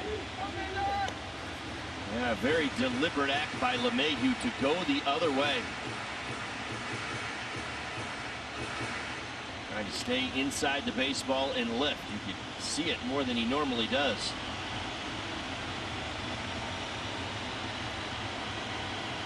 Wade, Torres, Frazier, your base runners third to first. The one that matters is Wade at third. Or matters the most, I should say. If Torres comes in, game might be over too. Would be. All right, 0-2, Todd. Where's Kinsler going? Yeah, you have to be very careful. You're talking about, one of the game's best hitters. I mean, this guy knows the strike zone. He's also prone to the strikeout. I would love to see Kinsler elevate. We saw it earlier in the ball game to get LeMahieu. It is one of his weaker spots. He doesn't have many. But you don't want to get too crazy. Remember, the tying runs on third base. You don't want to run the risk of, bouncing a bad breaking ball and it getting away.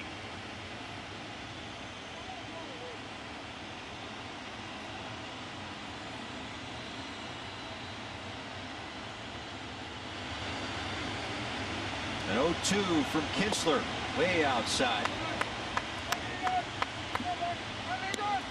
Alfaro kept that one from going to the backstop. Yeah. That's a safe miss. I'd say so. Nice job by Alfaro. That ball way outside. Now, what we've learned from Kinsler is that he can get the ground ball double play. This is kind of the spot where he gets it. He's got a hitter back on his heels with 2 strikes. 1-2. Chopped up the middle. Rojas to first. There it is. There it is. It's a Marlins win. And for the first time in 17 years, the Marlins are going to the postseason. Oh, they've got their backs against the wall just all season long. They continue to fight. They continue to battle. And the celebration is on in New York City. It all comes full circle. Miguel Rojas, who has been the heart and soul of this team all season long, is the one that makes the great play up the middle, that turns the 5th double play for the Marlins, that gets them and gets South Florida October baseball for the first time since 2003. Well, hats off to Brendan Kinsler. I mean, how many times this season have we seen him get this team out of trouble? My, oh my. Walks into the situation, runner on second base, a few base runners, but he is always one pitch away from the double play and got it at the most opportune time. The Miami Marlins are without question the story of Major League Baseball in 2020. And there is another chapter to write. They took full advantage of what was going to be a different year and a different schedule and a different time. They've embraced this challenge. They've stepped up. They've been shut down. They've restarted. They've brought in new players. They've found a way. They've become a big family. In 60 days, they have changed history. 17-year drought. I did not have gray hair the last time they went to the postseason. I have gray hair now. I probably have a little more even after this ball game, last 2 ball games. It had to go to Rojas, didn't it? It had to. They have made it interesting. They have made it dramatic.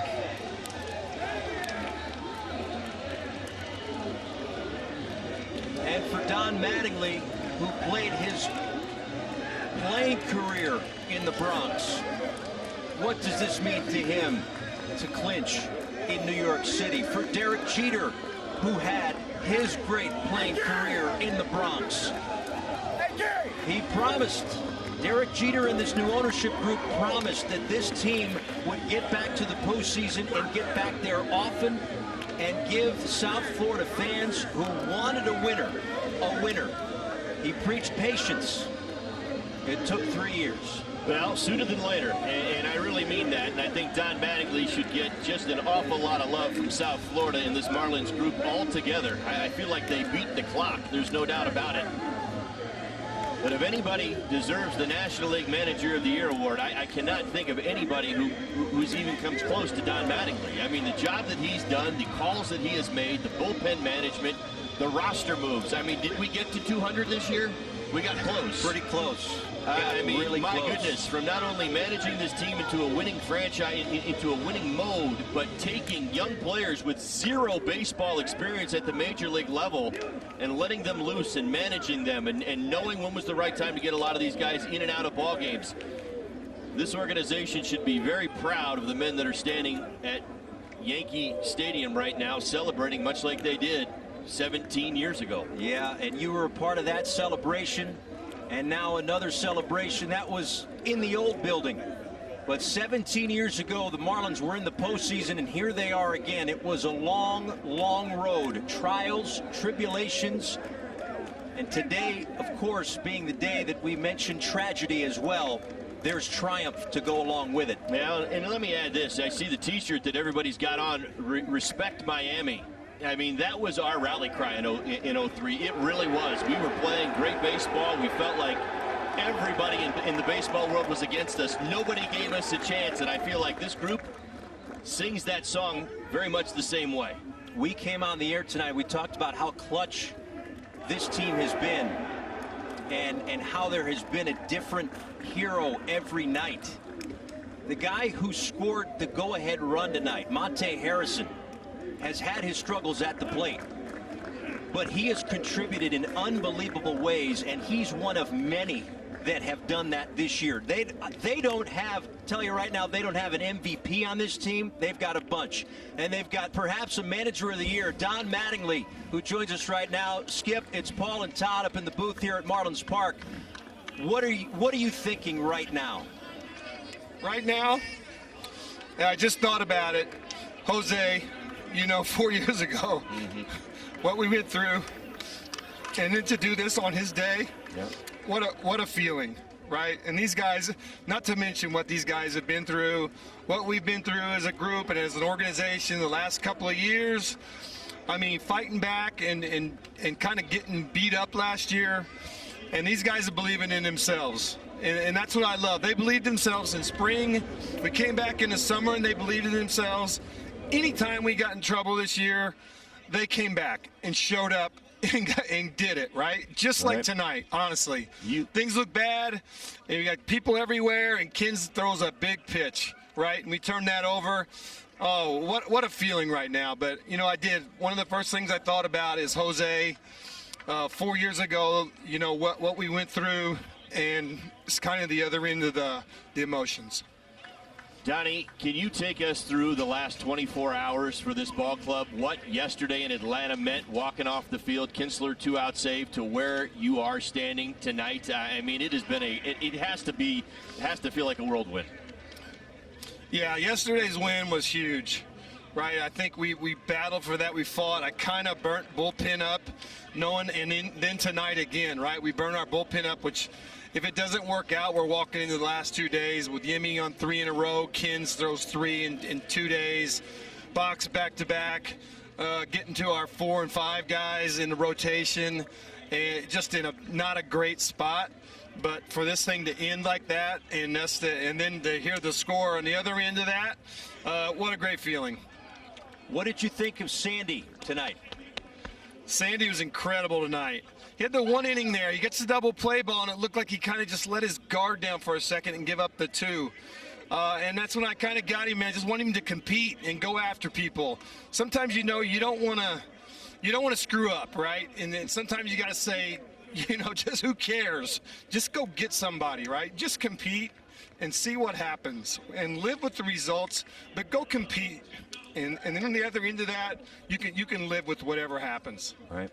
Let me ask you about Brandon Kinsler. You have to be very, very proud of your veteran closer who not only stepped in last night, stepped into tonight. Was there any doubt that he was coming into this ball game? Was there any back and forth? I feel like 29 pitches last night. There may have been some questions from maybe outside of the team. No, I asked Mel before the game about our back end guys, and he told me all 3 of them were ready to go all 3 games this series.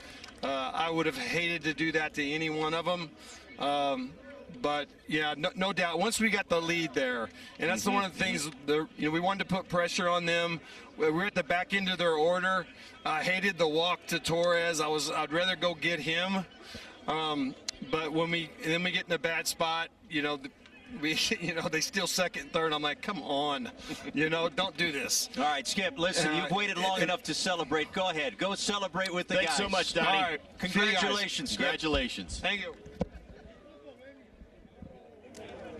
Unbelievable. The job that Don Mattingly has done, the job really up the chain and down the chain on both ends of Don Mattingly. You think of Michael Hill, president of baseball operations, and his staff. You go further up the chain with Derek Jeter, the CEO, Bruce Sherman, the owners, the entire ownership group, and everyone who put on a Marlins uniform this year.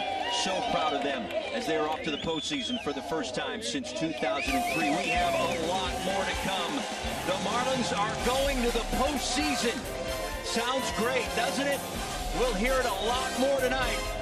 We step aside, but still much more to come.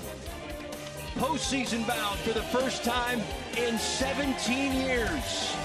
4-3 the final score. The WB Mason Marlins Live postgame show is next.